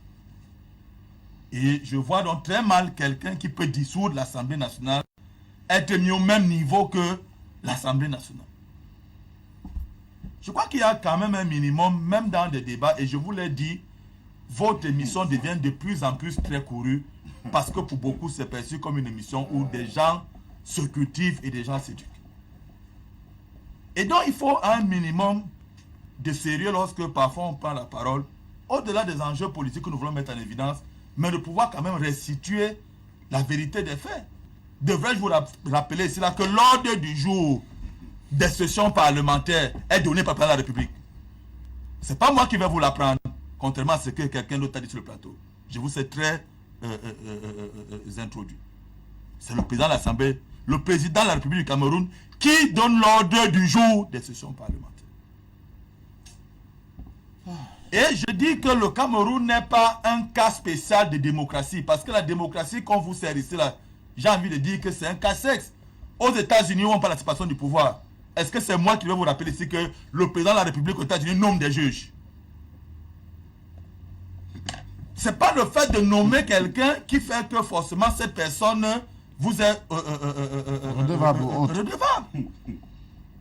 Et donc, de vouloir dire que non, c'est une obligation le fait qu'au Cameroun, on nomme des sénateurs et donne l'impression que le Cameroun innove dans la pratique, alors que des pays présentés comme démocratiques le font. Je crois qu'il y a un minimum de sérieux qu'on doit apporter. Je referme très vite cette parenthèse parce que je ne connais pas dans les facultés de droit une spécialité qu'on appelle le droit populiste. Ça n'existe pas. Dans vos parties, c'est le populisme qui nous est servi. Maintenant, moi, je reviens à ce qu'on appelle le Covid-Gate. Le Covid-Gate est suspendu à quelque chose d'assez simple. C'est la disparition du commandant en chef durant presque 1 an de gestion de Covid-19. Mais le commandant en chef, c'est le chef de l'État. Est-ce qu'il avait disparu? Mais il avait disparu, vous l'avez vu où? On l'a vu pas plusieurs fois. Il a fait le discours entre de fin le mois d'année. de mars 2020, Il a reçu plusieurs officiels. Monsieur Frédéric Non, vous n'avez pas entre mars 2020, oui, quand les premiers cas sont signalés, et novembre 2020, vous avez vu le chef de l'État apparaître combien de fois? Nous l'avons vu au moins 7 fois. Au palais de l'Unité, recevant que les premières apparitions du chef de l'État, nous sommes au début du mois de décembre. Oh non, non, s'il vous plaît. Je peux encore vous retrouver les dates précises des différentes réceptions. Alors, le temps qu'on prenne la parole, et moi je retrouve les dates. Vous verrez que nous avons eu 6 à 7 mois d'absence du chef de l'État dans le commandement de la Covid-19. Et l'essentiel de la coordination a été porté par le Premier ministre. Ça, je ne vous apprends rien. Or, nous avons un environnement où le Premier ministre, c'est chef du gouvernement, comme le constate la Constitution, n'est en réalité que le premier des ministres. Ouais. Et c'est ça qui explique pourquoi la coordination n'a pas marché. Et c'est cette absence de coordination qui débouche donc sur ces montants faramineux de détournement, parce que chaque ministre donc se sentait dans le petit patron dans les fonds qu'il gérait dans son secteur. Et c'est ça qui nous fait que ça donne, parce que la coordination a l'avantage qu'elle permet au moins de mettre les acteurs qui participent à une intervention, au moins dans des rendus qui sont faits, dans des orientations qui sont faites, dans des feedbacks et autres, là, qui permettent d'une certaine manière de contrôler les acteurs impliqués, d'avoir une plus grande visibilité sur la mise en œuvre de l'intervention et de réduire de manière considérable ces dérapages qu'on a pu constater. Moi, c'est ça qui m'interpelle en tant qu'acteur politique, également en tant qu'analyste des politiques publiques. C'est de ça qu'il s'agit. Ce n'est pas moi qui vais vous l'apprendre que le chef de l'État a été plusieurs fois sollicité par les Camerounais dans leur entière majorité, que ben, on ne voit pas, papa, il est absent, qu'est-ce qui se passe sur ces autres-là? Puisqu'on nous disait, son âge ne permettait pas qu'il soit trop visible pour qu'il ne soit pas lui-même rattrapé par le Covid-19. Ce n'est pas moi qui vais vous l'apprendre. Et je pense qu'aujourd'hui, nous autres acteurs politiques, nous devrons tirer les leçons de ce Covid-Gate et avoir davantage des hommes à la tête de nos États qui eux-mêmes tiennent le gouvernail quand c'est des situations de crise comme celle que nous avons vécues avec le Covid-19. Parce que lorsque vous parlez de gré à gré, et Maître Bigala l'a rappelé, c'est qu'en situation de crise, les principes de passation de marché parfois prennent un certain temps et c'est des mécanismes très lourds qui font que le temps où il faut peut-être passer une commande de vaccins, de masques ou peut-être de gel et autres là, des gens auraient pu mourir. Et c'est ce qui a privilégié des approches de gré à gré. Sauf que même le gré à gré est encadré. Mais quand on a des gré à gré avec des sommes que vous voyez circuler autres là, et c'est le même nom des personnes qui reviennent, on se pose des questions. Donc, je crois que le FMI arrive ici là juste pour venir nous rappeler que nous sommes restés des éternels bébés. Et ça, c'est la partenarialisation que nous décrions depuis 60 ans que le FMI nous sert. C'est-à-dire que quelqu'un te donne l'argent, il vient encore te dire ce qu'il faut faire avec, et il vient encore te dire que tu as même mal utilisé l'argent qui était donné, viens me rendre des comptes. Parce que Maître Odio l'a dit, ce n'est pas des dons que le FMI nous fait, c'est des emprunts. Et je pense que quelqu'un me pète de l'argent, je suis libre de gérer cet argent comme je le pense. Mais si quelqu'un vous paie de l'argent et il revient encore vous dire que, ouais, pourquoi tu n'as pas... Oui, je suis d'accord avec vous, mes gars. Sauf que quand celui qui vous appelle encore vous dit que, ouais, n'est-ce pas, tu avais dit que l'argent, si c'est pour envoyer les enfants à l'école, je vois que tes enfants sont à la maison. C'est que lui-même, il se rend compte que tu es un inconscient et qu'il ne sait même pas pourquoi tu allais engager ce prêt. Parce que je crois que ces montants dont on parle, il y avait une crise qui était réelle. Même si elle a été grossie, même si on a donné l'impression que tous les Camerounais allaient mourir au lendemain du 4 avril, quand les premiers cas ont été signalés, qu'on se rend compte aujourd'hui que les Camerounais marchent sans masque, les Camerounais s'agglutinent comme ils s'agglutinaient avant le 4 avril, et on ne voit pas des Camerounais tomber de gauche à droite de suite de Covid-19. Je crois que, et je vais chuter par là, merci. Vous avez reçu tellement la consigne pour me museler, mais je vais aller au bout de ce que j'ai à dire sur ce plateau. Il faudrait que dans les problèmes actuels de gouvernance, que ceux qui sont responsables des destins des pays, et comme c'est le cas du Cameroun, que eux-mêmes puissent prendre le bâton de commandement et piloter la politique. Parce que c'est ça que moi je retiens. Si le chef de l'État avait été là présent, s'il avait été là à organiser les conseils de ministres qu'il organise une fois tous les 8 ans, suivez mon regard, on n'aurait pas de gars aussi importants comme cela. Merci beaucoup à vous. Donc, Frédéric, ne m'étouffez pas. Laissez-moi chuter par là. En démocratie, celui qui a reçu le mandat du peuple et dont les 70% et plus là, c'est lui que le peuple veut voir à des moments précis qui engage la marche de notre pays. Merci beaucoup. Alors, je vais apporter deux, trois éléments. Vous avez évoqué... Vous le muselez. Non, je le muselle surtout pas. Maître Joseph Nobiliga et Maître Achille Dio. Je rappelle qu'il y a des hommes de droit, donc si vous sentez muselé, vous allez les rencontrer. On gérera ça pendant le plateau. Alors, le 6 mars est le déclenchement de la Covid au Cameroun, avec le tout premier cas à l'aéroport international de Yaoundé-Nsimalen. Ensuite, un deuxième cas est découvert. Ensuite, on connaît la procédure et le ministre de la Santé publique est à Douala pour une opération à l'hôpital à Kentini. Du moins, vous pouvez voir la riposte dans la capitale économique, à l'aéroport international de Douala, à l'hôpital à Kentini, à l'hôpital gynéco-obstétrique, lorsqu'il est interpellé par par les acteurs de la presse. Autre élément que vous avez dit, le chef de l'État, Paul Biya, reçoit l'ambassadeur de France le 16 avril 2020. Donc, précisément, un mois après le déclenchement de l'opération, monsieur au docteur Bitougan semblait nous dire que le président avait disparu et n'a réapparu qu'en décembre. Bon, ce qui n'est pas tout à fait. Qu'est-ce qui est mentionné, il est apparu quand?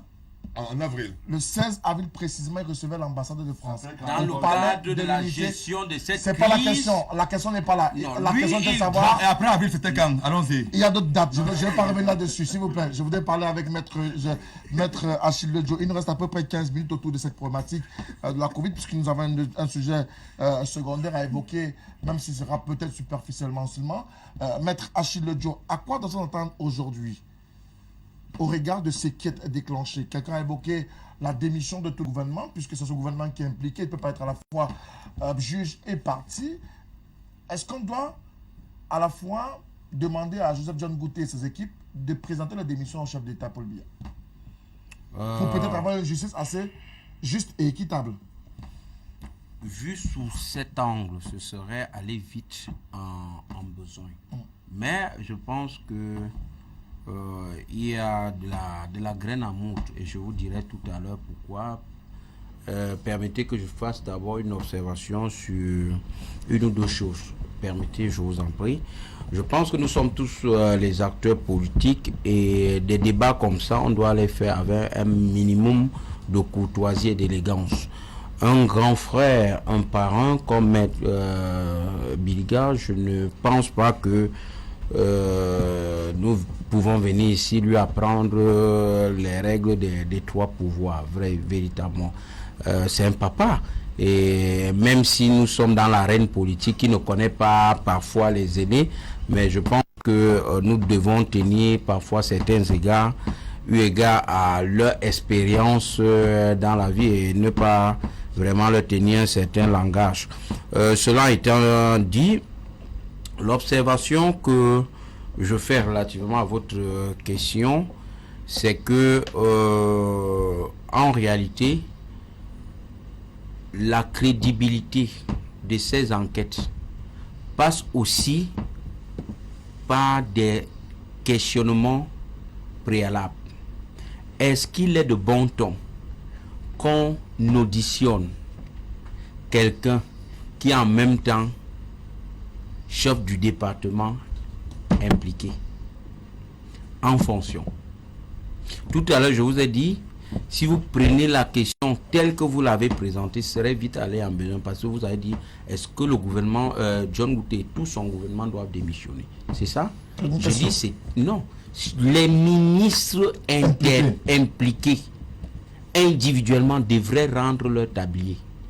Vous ne pouvez pas être un ordonnateur des dépenses.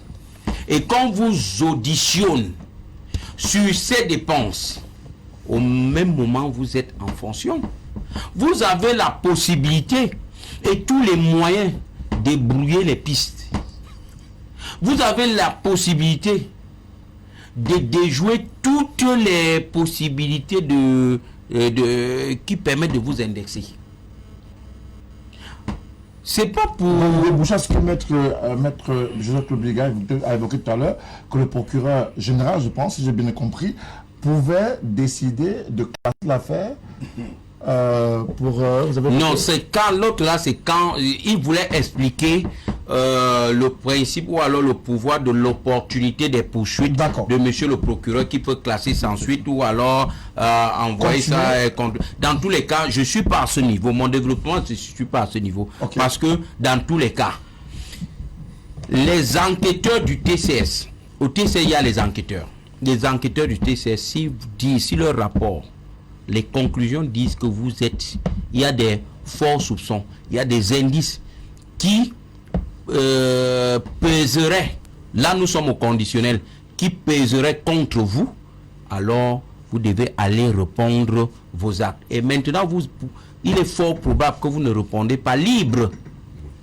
Il est fort probable que vous ne répondez pas libre. Vous pouvez répondre étant sous mandat de dépôt. Voilà peut-être je veux dire l'analyse que je peux faire relativement à ce que le grand frère disait tout à l'heure. Mais maintenant, mon souci n'est pas à ce niveau. Mon souci est celui de la possibilité de nuisance des ministres encore en poste alors qu'ils savent qu'on est en train les auditionner. Ils peuvent facilement déjouer toutes les enquêtes là. Ça, c'est la première des choses. Pourquoi on en est arrivé à ce niveau? Deux choses. Première des choses, je rejoins le représentant du PCN qui dit que justement parce qu'on a un président, un guide qui répond aux abonnés absents. Parce que s'il avait, durant la période chaude où je veux dire, cette maladie était encore à son pic, organisé ne reste même pas vidéoconférence des conseils ministériels pour avoir le point sur comment est-ce que les différents ministères s'organisent pour juguler cette pandémie. Je pense qu'ils auraient eu au moins ce qu'on appelle en mondialette peur de l'œil du chef.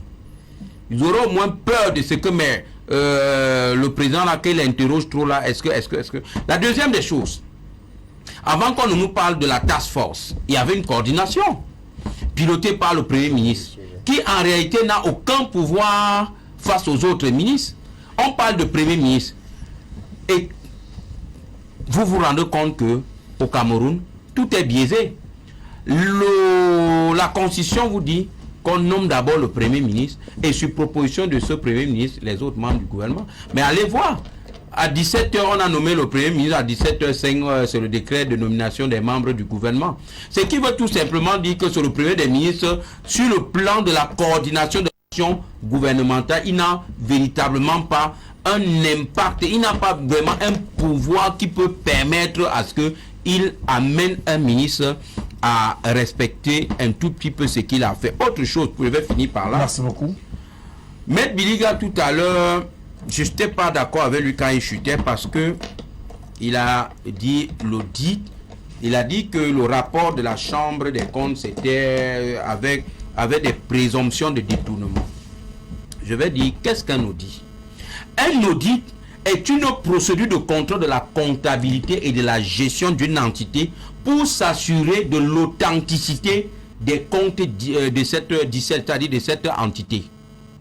Maintenant, la Chambre des comptes a fait un audit, c'est-à-dire un contrôle de la comptabilité, de la gestion des fonds programmes Covid sur un ensemble de documents qui lui ont été présentés. Ces documents ont été présentés par les différents ministères impliqués. Alors, ce ne sont pas des, je veux dire, ce sont des professionnels. Ce sont des professionnels. Et nous connaissons de quoi, je veux dire, le personnel de cette chambre-là. Qui sont, je veux dire, pour l'ensemble, c'est un personnel de haut vol. Exact. Alors, leur rapport dit, en ce qui concerne l'audit de la gestion des fonds Covid-19, il y a, et ils sont au mode indicatif, c'est-à-dire le mode de la certitude. Regardez ce rapport.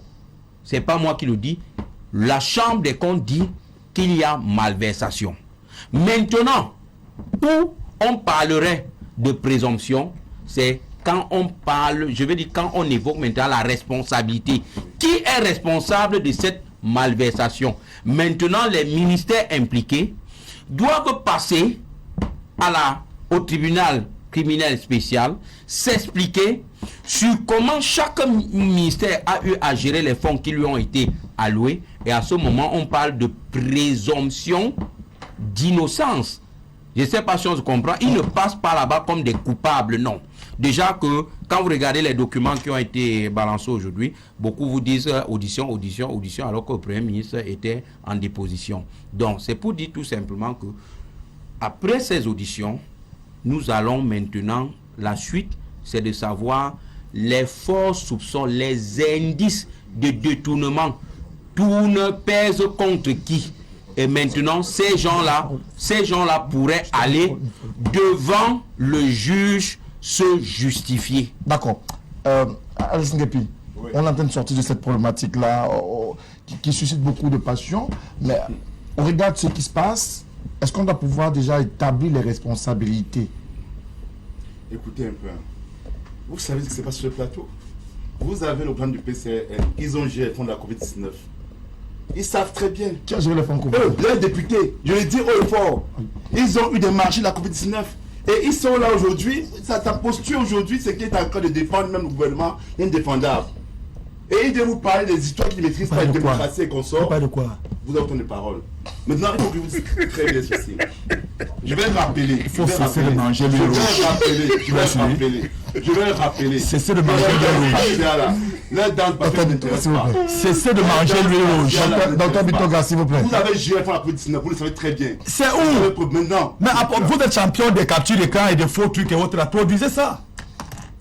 Je pense à votre côté de démocratie. Vous êtes à 5 milliards que vous n'avez pas justifié là-bas avec des cartes bancaires volées partout en Europe. Vous venez raconter de n'importe quoi. S'il vous plaît, docteur Bitoga, on parle pas. Vous êtes sûr que vous on parle pas de ces fonds. Si un député PSN vous intente un procès en justice, vous n'allez pas crier à Haro. C'est en qualité de quoi qu'ils ont bénéficié de ces marchés publics. Mais ne racontez pas n'importe quoi pour dire n'importe quoi. Aujourd'hui, vous défendez les députés. De quels députés vous parlez?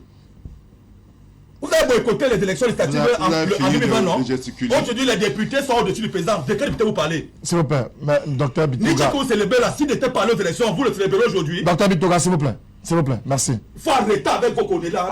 Alès Guépi, c'est vous qui avez la parole, s'il vous plaît. S'il a fini de gesticuler, Il a fini de parler. de gesticuler. Non. Restez poli, s'il vous plaît. S'il n'était pas aux élections, vous le brandirez comme trophée de guerre aujourd'hui. Ouais, Docteur Bitoga, vous permettez que nous puissions continuer, s'il vous plaît. Reprenez votre Mais il faut qu'ils arrêtent. Oui, je comprends très bien, mais reprenez votre souffle et calmez-vous. L'émission va se poursuivre encore. S'il vous plaît. Merci. J'ai 10 ans au chef. Non, là n'est pas la question. Maintenant, je vais donc vous dire ceci. Oui. Continuez. Parce que dans ce pays, Mais ce sont ces députés S'il qui vous vont plaît, faire Docteur un Bitoga. projet de révision du code électoral. Vous allez prendre la parole dans quelques instants, s'il vous plaît. Il a encore 3 minutes, vous prenez la parole après ces 3 minutes, s'il vous plaît. je dis, dans ce pays, on confond les mauvaises pratiques et la réalité. La démocratie, c'est un idéal qu'on va atteindre. J'ai suivi ce type de pays, du PCN, d'autres PCN, vient dire sur ce plateau qu'aux États-Unis, le président, il faut lui dire, nomme les juges, mais il propose au Congrès qu'il peut refuser un juge. Ils ont ce pouvoir. Non, il faut qu'on le dise très bien. C'est pour la démocratie. S'il vous plaît.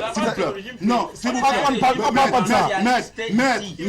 Maître, il a fait un parallélisme en voulant faire comprendre qu'au Cameroun, c'est pas le cas. Aux États-Unis, en démocratie, il nomme les juges, mais c'est pas lui qui approuve, c'est le Congrès qui approuve. D'accord, on n'est pas dans le même système en même temps. Ok, d'accord. S'il vous plaît. Revenons sur le cas de la COVID-19. On ne peut pas encore le dire en démocratie. Le président. On parle pas de démocratie. C'est de la talibanisme. S'il vous plaît, docteur Bitoga. Quelle démocratie vous parlez? Docteur Bitoga. Il y a une démocratie. Docteur Bitoga, s'il vous plaît. Il y a une démocratie. Nous avons le SMS qui vous appelle à rester au calme. Je vais lui rappeler Oui. que le pouvoir parlementaire, législatif, dans d'autres cieux, sur d'autres cieux qu'aux États-Unis, ils peuvent décider un plan public. Comme tout à l'heure, Ne parlons pas de cela, s'il vous plaît. Non, je vais lui rappeler. Non, restons sur le sujet. Le sujet, c'est sur la COVID-19. Monsieur Biapol est le roi du Cameroun et que le pouvoir législatif n'a aucun pouvoir. On a compris. Parce que vous avez perverti au Cameroun. Vous faites quoi au Cameroun que parce que M. Biapol est le pouvoir exécutif, alors les députés et les sénateurs n'ont aucun pouvoir sur lui. D'accord, on a vous compris. dire en démocratie. Monsieur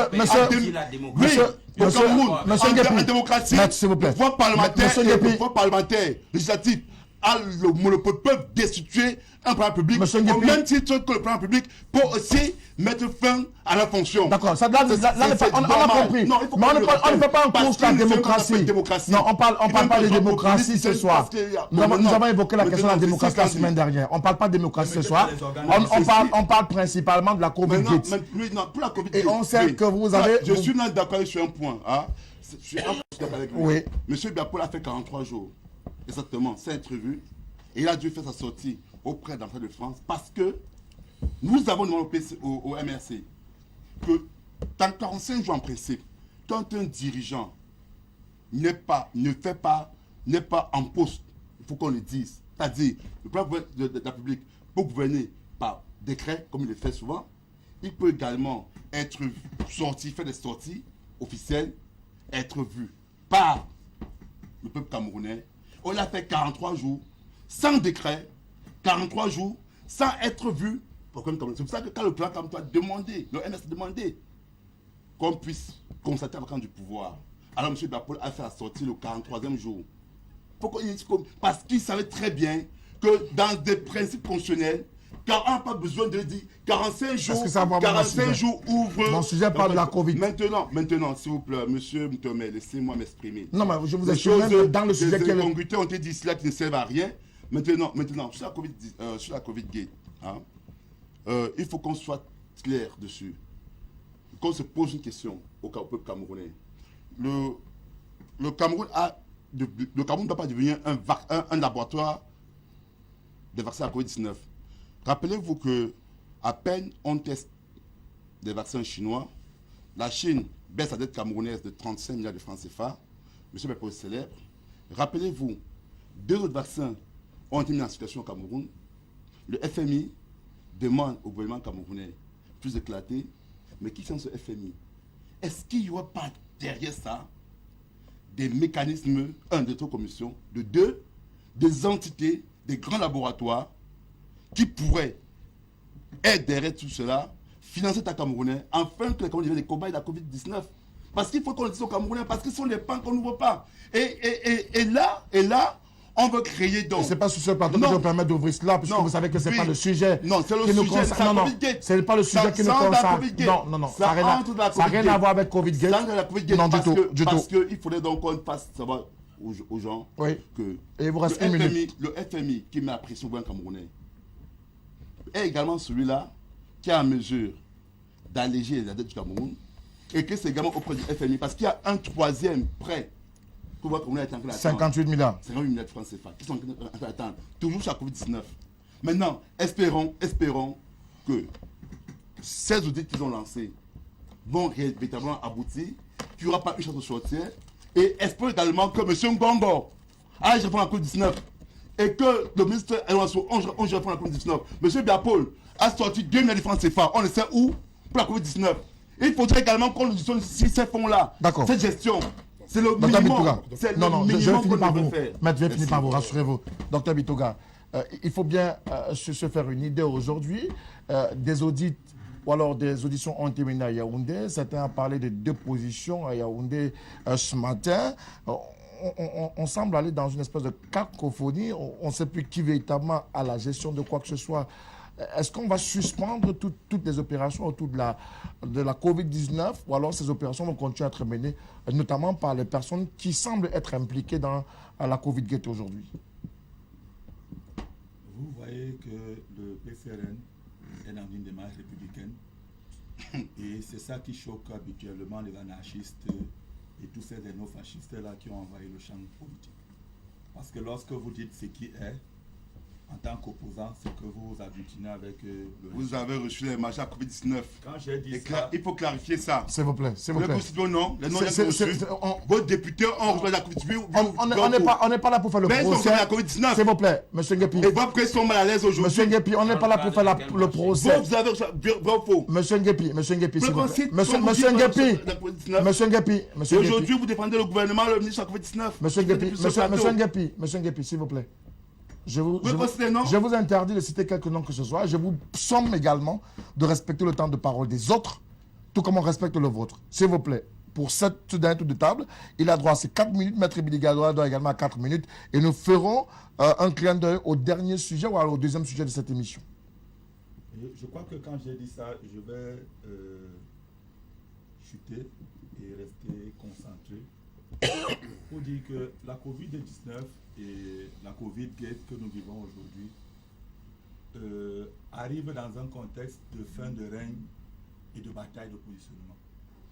Parce que ça se dit ça et là, les réunions qui sont présidées par le Premier ministre, le ministre d'État, le ministre garde des Sceaux n'assistent pas à ces réunions, vous le savez. Je vous ai très introduit. Parce que, dit-on, il y a des guerres de leadership entre ces 2 hauts commis de l'État. Et je vois donc très mal comment ces 2 acteurs clés dans le cadre de ce épisode judiciaire qui est en train de se mettre en place. D'un côté, le Premier ministre comme responsable de la coordination de la gestion de la Covid-19 et le ministre de la Justice, garde des Sceaux, dans le versant judiciaire de cette affaire-ci. Comment est-ce que ces 2 mastodontes du gouvernement vont pouvoir fumer le calumet de la paix pour qu'on arrive à une justice saine, une justice équitable, une justice qui permettrait d'arriver à identifier les vrais coupables et non pas à vivre ce qu'on a l'habitude de vivre où cette justice nous a souvent servi des faux coupables et les vrais coupables sont souvent restés en liberté. Moi, c'est tout le vœu que je formule en tant qu'acteur politique et je voudrais ici inviter les Camerounais à pouvoir prendre conscience de ce que nous avons urgemment besoin d'avoir à la tête de ce pays des hommes politiques jeunes et le président Cabral Libye montre au quotidien qu'il a l'étoffe et qu'il fait partie... On ne fait pas la propagande électorale. Je ne fais pas de propagande électorale, je parle d'un fait. Oui, mais ça, tu propagande... Ce matin, vous avez vu au Lanacom, il y avait une grève de ce côté-là. Et il est arrivé pour essayer d'écouter les grévistes et de leur proposer un certain nombre de pistes allant dans le sens d'améliorer leurs conditions. Je crois que voilà les hommes politiques que nous avons besoin. le cas de la Covid-19 nous a montré que le chef de l'État a été incapable de pouvoir être celui-là qui avait le bâton de commandement et qui donnait le là dans la gestion de cette crise. Et je conclus, un an après, les 20 mesures édictées par le Premier ministre, aucune n'a été implémentée au Cameroun. Tout le monde, vous avez porté votre masque pendant un bon moment. Comme pour dire que vous avez quand même respecté, vous, à votre niveau, les mesures implémentées par... C'était des mesures à l'échelle nationale et non à des mesures des individus. C'était les mesures nationales. Le port Mais du masque était dans vous êtes d'accord avec moi qu'aucune mesure n'a été implémentée sur la période où cela a été. J'ai porté le masque pendant cette période. J'ai dit, monsieur, je continue à porter le masque. C'est pas vous seul. Oui, mais je continue à porter mon masque. Ça l'échec de la coordination de la gestion. Maître Joseph Klobiliga, on va sortir avec vous sur cette thématique. On a eu le Munchipoguet, on a eu fait Maître Le Dja a tout fait de nous le rappeler ici. En dehors de Munchipoguet, il y a eu plusieurs autres affaires qui ont été mises au devant de la scène à travers des mécanismes comme ceux-ci. On en finit pas, malheureusement, et on retombe toujours dans les mêmes travers. Pourquoi retomber dans les mêmes travers? Pourtant, il y a des affaires qui ont fait ou qui donnent davantage la possibilité de ne plus avoir des querelles autour de la gestion des affaires de la cité. Vous voulez que je vous réponde? Je ne sais pas s'il faut que je vous réponde. C'est ceux qui sont accusés de malversation, c'est à eux qu'il faut poser la question. Le gouvernement n'a pas une chicotte ou bien un gendarme derrière chaque Camerounais. Le gouvernement met des principes, pose des lois, etc. Tout à l'heure, on parlera des propos haineux.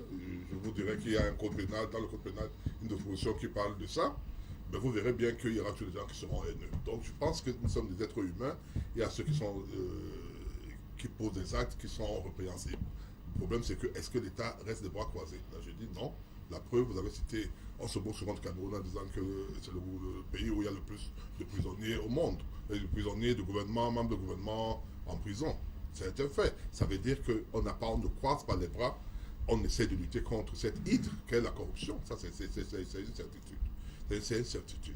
Je voudrais revenir sur une ou deux choses. La première, c'est que on a évoqué ce problème qui est réel, celui de savoir est-ce que les ministres doivent pouvoir démissionner. Je tiens à indiquer que, certes, on n'aime pas quand on fait les comparaisons. Le Premier ministre israélien Benjamin Netanyahu, il est inculpé, il est poursuivi depuis des années, il continue à être Premier ministre. Et au Cameroun, hormis le cas du ministre Bapès, d'ailleurs on ne peut pas parler de jurisprudence, puisque dès qu'il a été arrêté le lendemain, il a été libéré. Lorsque le ministre Siam Siéwé a fallu, les enquêtes sont arrivées au point où on a considéré qu'il pouvait être impliqué dans des malversations. Il a été démissionné par le président de la République et c'est le jour de la passation de service. Quand il sort de la salle, de la salle de la passation de service, entre lui et le feu ministre Ndioro, Justin Ndioro, qui assurait son intérim, c'est à la sortie qu'il a été arrêté et on l'a amené en prison. Ça veut dire qu'en réalité, si aujourd'hui il arrive qu'il a établi de fortes présomptions, ou l'inculpation, ou le renvoi devant les juridictions de ces ministres-là, il est fort possible que le président de la République prenne ses responsabilités et reforme son gouvernement. Je vois que ce serait la logique. Mais avant, pour moi, je pense que ça peut être anticipé. Et notez également une chose, c'est que mon confrère l'a dit, mais je pense que je ne suis pas totalement d'accord sur ce point-là. Dans les ministres, ce n'est pas eux qui ont les documents. Hein. Les documents, c'est généralement il y a des services. Et très souvent, même, ils ont eu beaucoup de problèmes lorsqu'on les a arrêtés. Avant, je dis, lorsqu'on a arrêté certaines personnes, des gestionnaires de fonds, ils ont eu des difficultés à apporter la preuve de leur innocence. Parce que dès qu'on les arrête, il y a ce nombre de pièces dont tu ne peux plus avoir accès, non pas accès dans leur bureau, non pas accès à quoi que ce soit. Parfois, ils sont innocents, mais ils sont incapables de justifier les faits qui leur sont reprochés. Donc, je pense qu'il faut tenir compte de tout ça. Je terminais en blaguant en disant que peut-être mieux que de faire comme dans certaines chaînes, que lorsqu'on arrive, on enlève les téléphones, on les garde. Parce que j'ai l'impression que mon voisin de gauche, aurait été moins virulent, aurait été moins désagréable s'il n'avait pas son téléphone, si on ne lui envoyait pas des messages. Parce que quand on lui envoie les messages, il les lit, il n'a pas le temps de les comprendre. Il ne les comprend pas, il tombe dessus, se met à crier. Je pense que la prochaine fois, il va garder le téléphone. Il ne suffit pas de lire.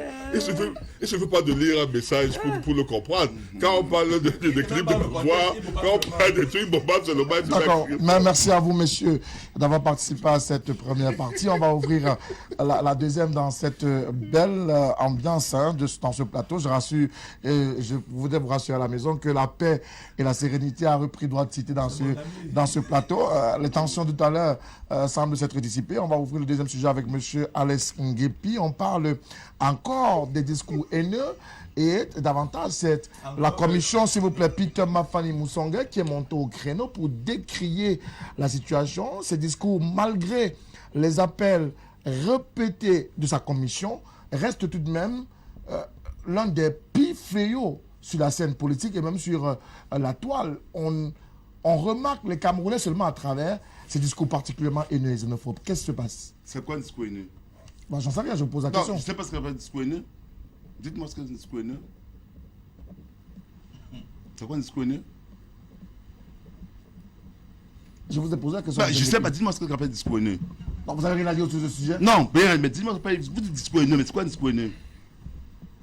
Est-ce que faire une revendication sur malveillance, c'est être haineux? C'est ça un discours haineux pour vous? Demander à un gouvernement de rendre compte, c'est ça un discours haineux pour vous? C'est quoi dans un discours haineux? Est-ce que Camerounais, il y a des contextes clairs que vous voyez ce qu'on appelle discours haineux? Et là, on peut débattre dessus. Autrement, je viens à dire pour l'instant. Dr. Bitouga. Le représentant du MSC refuse de se prononcer sur la question des discours haineux qui ont été évoqués par la commission Peter Mafani Musonga. Il dit ne pas comprendre ce que c'est qu'un discours haineux. C'est-à-dire que finalement, ceux de la commission qui ont travaillé avec les acteurs politiques et même les acteurs de la société civile ne savent pas de quoi ils ont parlé. On va faire un peu plus sérieux. Je crois que Maître Biliga, dans son mot de chute, vous a donné quelques pistes. C'est-à-dire le message n'est pas encore arrivé sur la question du discours haineux. Donc tout à l'heure, vous allez voir là quand ça va arriver, là comment le moteur va démarrer. Moi, je crois que il faut qu'on soit sérieux. Un discours haineux est un discours qui véhicule, je veux dire, l'animosité, le rejet de l'autre, qui est insultant, qui est dégradant. J'ai eu la modeste chance d'avoir participé à ces travaux, je crois en 2020, au Mont-Fébé, avec un certain nombre d'acteurs politiques, la société civile, qui avaient débouché sur la loi sur la criminalisation de ces discours haineux. Et donc, je crois qu'à l'époque, on avait véritablement fait un corpus sur qu'est-ce qui rentrait dans tout ce qui est aujourd'hui considéré comme un discours haineux. Et ça devrait donc être le travail de la commission Musonga de pouvoir donc organiser donc des séminaires d'imprégnation des populations à des niveaux les plus bas possibles pour que le Camerounais, parce que ce que Alex dit là, il le dit peut-être pour vous chambrer, mais la plupart des Camerounais entendent des discours haineux, mais ils ne savent pas la réalité, ce qu'il y a dedans.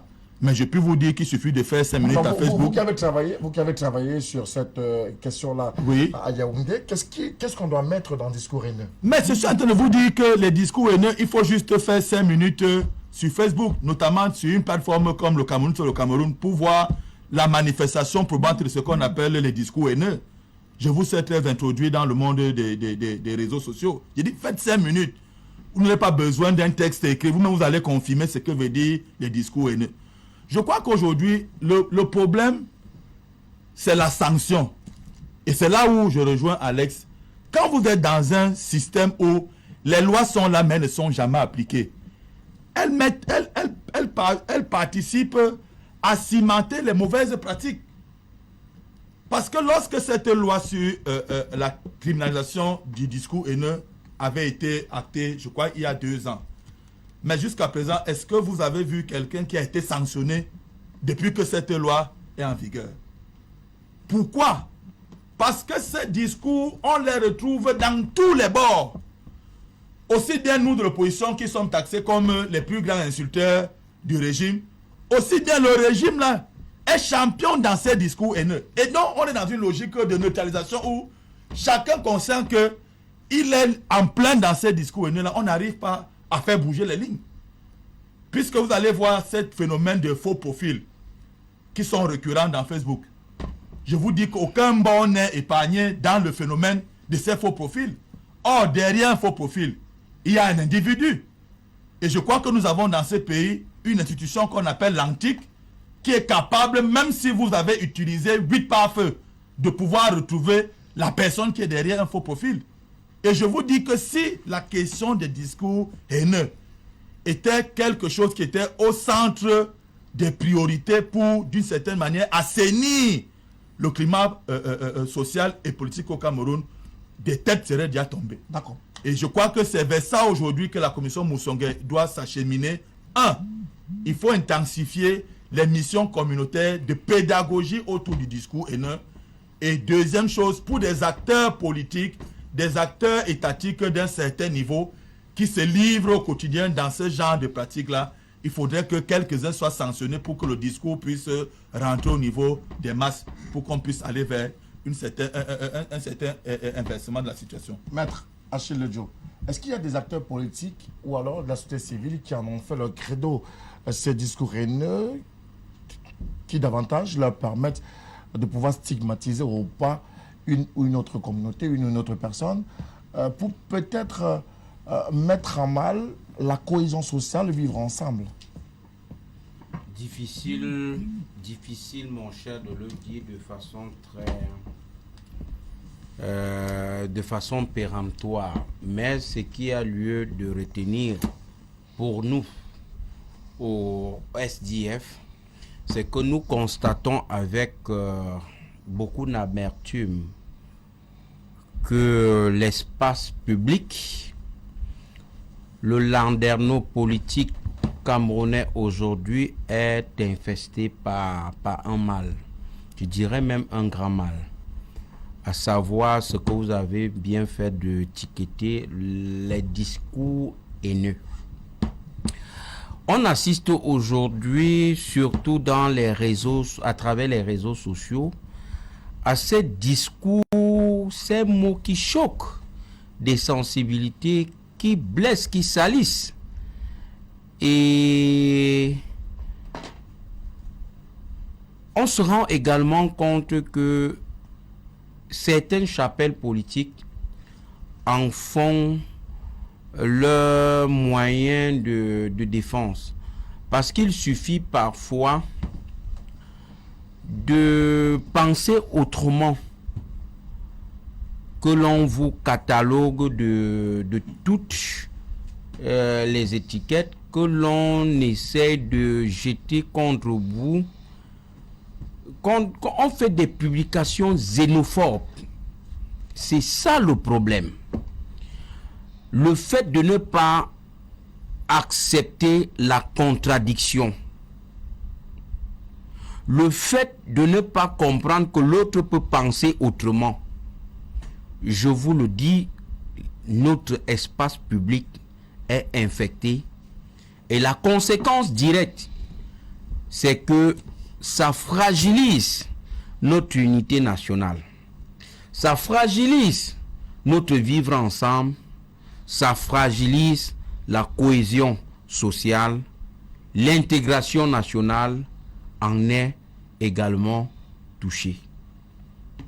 Nous pensons également que ce tableau peint, il est de bon ton qu'on regarde plus en avant.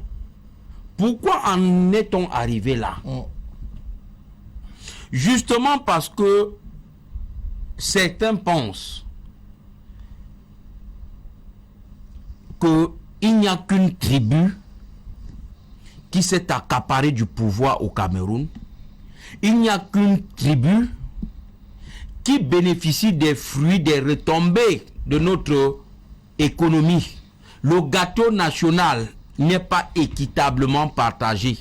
C'est justement pourquoi le quotidien des Camerounais d'une certaine région ou des autres régions, leur quotidien est tellement difficile qu'on se jette dans des jouxtes verbaux, dans des publications xénophobes, au point d'étiqueter, de cataloguer d'autres régions de tous les noms d'oiseaux.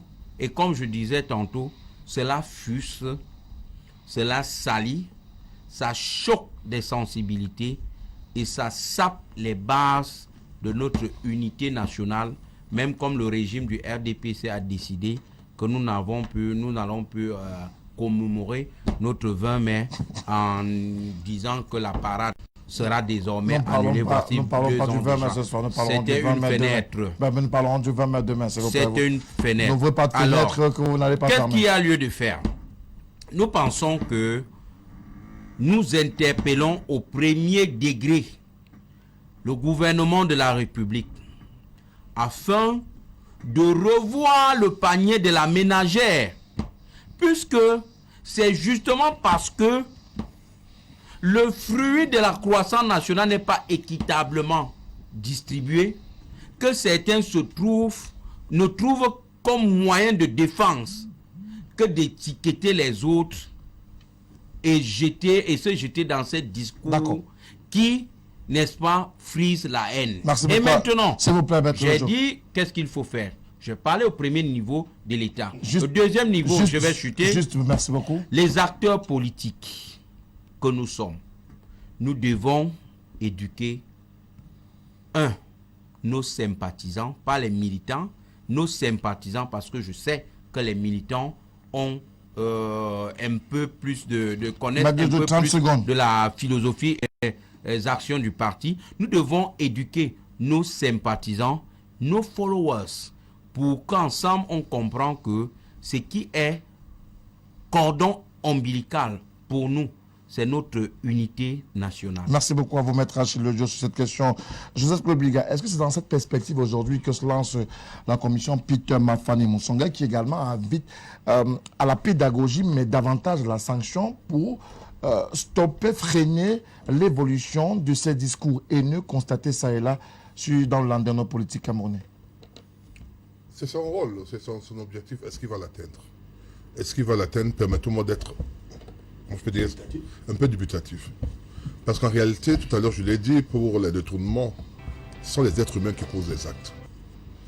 Et il y a un de nos grands penseurs de droit qui disait qu'il y avait des délinquants des délinquants non, pas d'habitude. Lombroso, qu'est-ce qu'il disait encore? Je suis tout oublié, aide-moi. Lombroso qui disait qu'il y a des délinquants nés. Ouais. C'est-à-dire des personnes qui sont nées pour faire du mal. Vous pouvez tout faire. Élaborer la théorie des lois et des peines. Des lois et des peines. Il y a des personnes comme ça qui sont insensibles. Vous pouvez mettre toutes les lois au monde. Elles poseront des actes négatifs. Oui, mais pourquoi les lois qui sont là ne sont pas appliquées? Maintenant, je dis, nous sommes dans un contexte très compliqué. Tout à l'heure, j'ai dit, pour taquiner mon voisin de gauche, que si on applique la loi dans le cadre de survol, le projet survol, c'est-à-dire, et qu'on commence à arrêter les gens, on va dire que c'est de la chasse aux sorcières, je ne sais pas quoi que ce soit. Appliquer la loi sur sommation. Alors que c'est la loi qu'on aura appliquée. Appliquer la loi sur sommation. À certains moments. Vos sommations, là, appliquer la loi dessus. À certains moments, on est obligé parfois. Il y a les francs CFA. Commencez d'abord par faire un audit des sommations là. Vous avez remis à Tandji et à ses préfets. On parle plus de ça. Et vous appliquez cette loi dessus. Merci beaucoup à vous. C'est des questions. On parle de la xénophobie et de allez-y. Donc, je dis donc que c'est un peu ça va, la xénophobie, les discours et de. C'est-à-dire qu'en nous, on prône l'amour. On prône l'amour. La dictature de la parole. On prône l'amour. Les autres sont là pour attaquer. Non. La dictature de la parole. Les propos haineux. Propos qui sont contraires à l'éthique de l'amour, c'est-à-dire à l'amour. C'est-à-dire, c'est là où vous avez vu qu'il y a maintenant les termes comme Sadinard, comme Tautinard, comme Cabri. Des termes qui n'existaient pas. Mais que le multipartisme a amené ici, et qui depuis 2018, depuis octobre 2018, ont pris de l'ampleur. Parce que certains ont estimé qu'ils ont gagné les élections, que les autres n'ont pas gagné. Et du coup, tous ceux qui sont plus ou moins proches du parti au pouvoir sont considérés comme des Sadinards. Et ils sont comme des gens échevelés, puisque leur tête est remplie de l'huile de sardine, ils ne peuvent pas réfléchir. Ils sont. Voilà, c'est lorsque le docteur vous dit, ouvrez votre truc. Même pendant que vous allez voir, il y aura des gens qui vont insulter, des gens qui sont sur le plateau, sans même comprendre ce qu'on a dit. Tout simplement, du simple fait que Ledjo est du SDF, que Biliga est du RDPC. Biliga devient nul parce qu'il est du RDPC.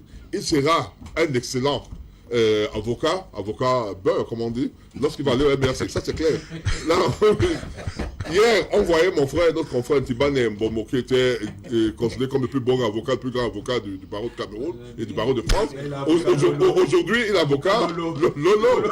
On a vu, comment on appelle celui-là, le gars de suivant. On a vu, on a aussi vu. Je parle de... Pénagé aussi, Bilan. On a vu Bilan aussi. Il a dit aujourd'hui, il dit quoi? Tu as dit que tu n'avais rien à dire là. Calme-toi. Donc je dis également, on a vu Pédagog, qui était le plus grand économiste, qui aujourd'hui, il est insulté. Non, soyons plus sérieux. Moi je pense que dans tous les partis politiques, dans toutes les familles, on a des gens qui sont sages, ceux qui le sont moins. Nous avons des gens qui sont honnêtes et d'autres qui ne le sont pas. Nous avons même dans toutes les tribus, stigmatiser une tribu, stigmatiser un parti politique, stigmatiser un Camerounais, pour moi, c'est pas bon. Évitons cela. On n'a pas besoin d'avoir une chicotte pour nous le rappeler. Le seul regret que nous faisons, nous qui sommes aujourd'hui un peu plus âgés, c'est que jeunes, on faisait les sciences civiques. On nous apprenait des choses basiques. Aujourd'hui, prenons l'exemple... Vous allez chuter avec la médecine. Non, moi je ne parle même pas beaucoup. Prenons l'exemple contemporain de l'amido de Garoua. Il a les liens avec des bassins. Qui aurait pu imaginer ça? Il a les liens avec les Gadamayo que nous sommes. Ce week-end, moi j'étais partagé, mais mon épouse était à Bambajoun parce que mon frère a enterré sa belle-mère. C'est pas vous comprenez. Aujourd'hui, moi, lorsqu'on parle Banjoun, je me sens concerné. Lorsqu'on parle Bamoun, j'ai ma nièce qui est mariée au Bamoun, j'ai ma petite soeur qui est mariée, qui a fait des enfants chez les gens de Goumba.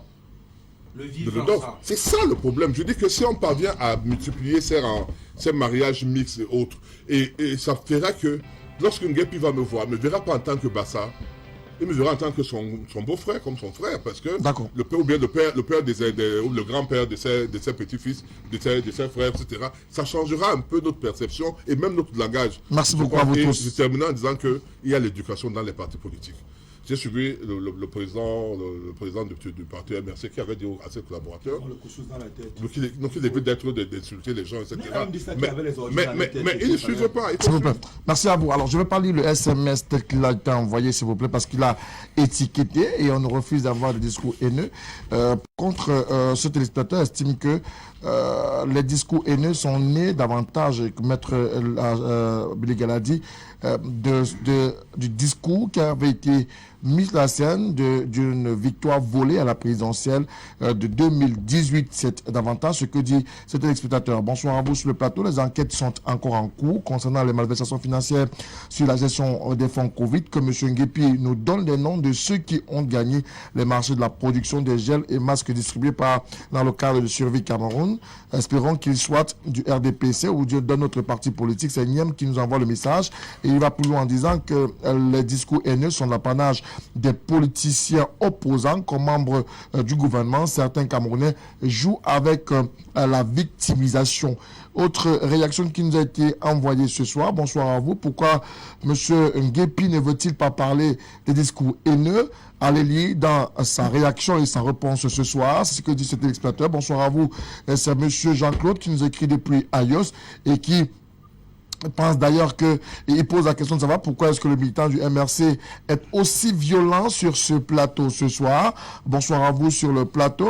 La commission Peter Mafani Moussonga n'a pas véritablement d'essence en commun de qualité. Elle est vouée à l'échec.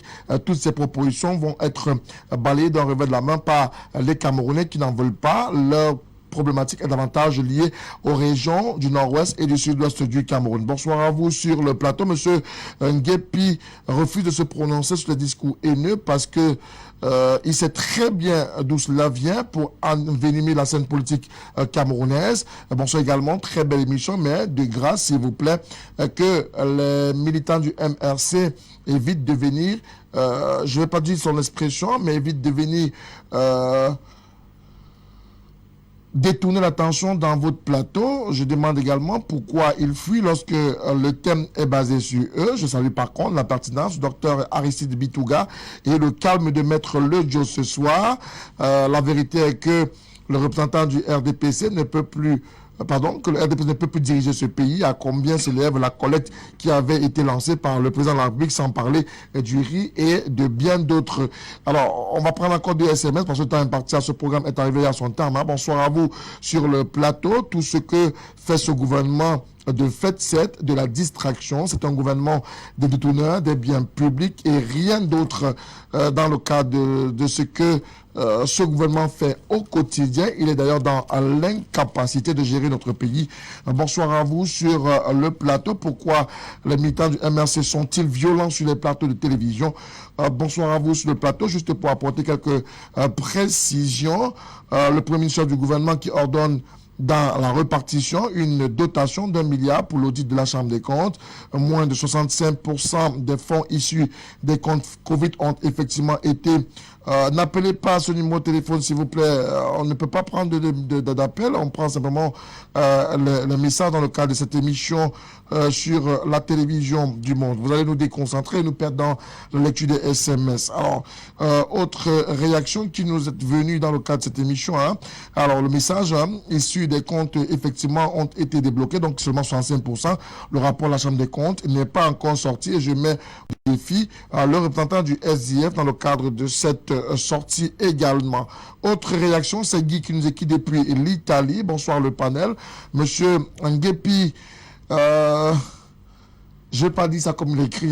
Il vous rappelle seulement de respecter le temps de parole des autres et surtout de ne pas mettre la passion dans le débat, sinon vous faussez le débat dans son fond. Restez dans la défense des idées et des idéologies. C'est ce que je pense Guy qui nous a écrit depuis l'Italie. Plusieurs autres SMS continuent d'arriver. Merci à tous ces Camerounais qui nous ont écrit ce soir. Bonsoir. Monsieur Nguepi a beaucoup d'énergie quand il s'agit du RDPC. Aucun membre du MRC sur les plateaux n'a déployer autant d'énergie lorsqu'il s'agissait de survie Cameroun.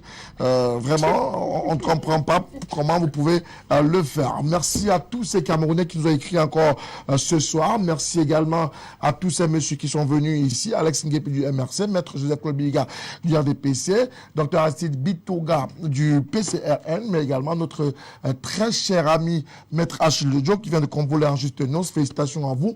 Bonne continuation, mais également, mesdames, messieurs, à vous. On vous se retrouve demain. On parlera certainement de la fête de l'unité puisqu'on rentre pratiquement dans les derniers jours avant la célébration, même s'il n'y aura pas de festivité grande nature puisque la célébration grande nature a été interdite par le chef de l'État Paul Biya à raison de la pandémie Covid-19, mais nous reviendrons principalement sur l'État unitaire. Qu'est-ce que cela vaut au pays de Paul Biya aujourd'hui? La question vaut tous on peut on se contentera de cette problématique ce soir. Merci encore. Bonne soirée à tous et à toutes et à très bientôt. Au revoir.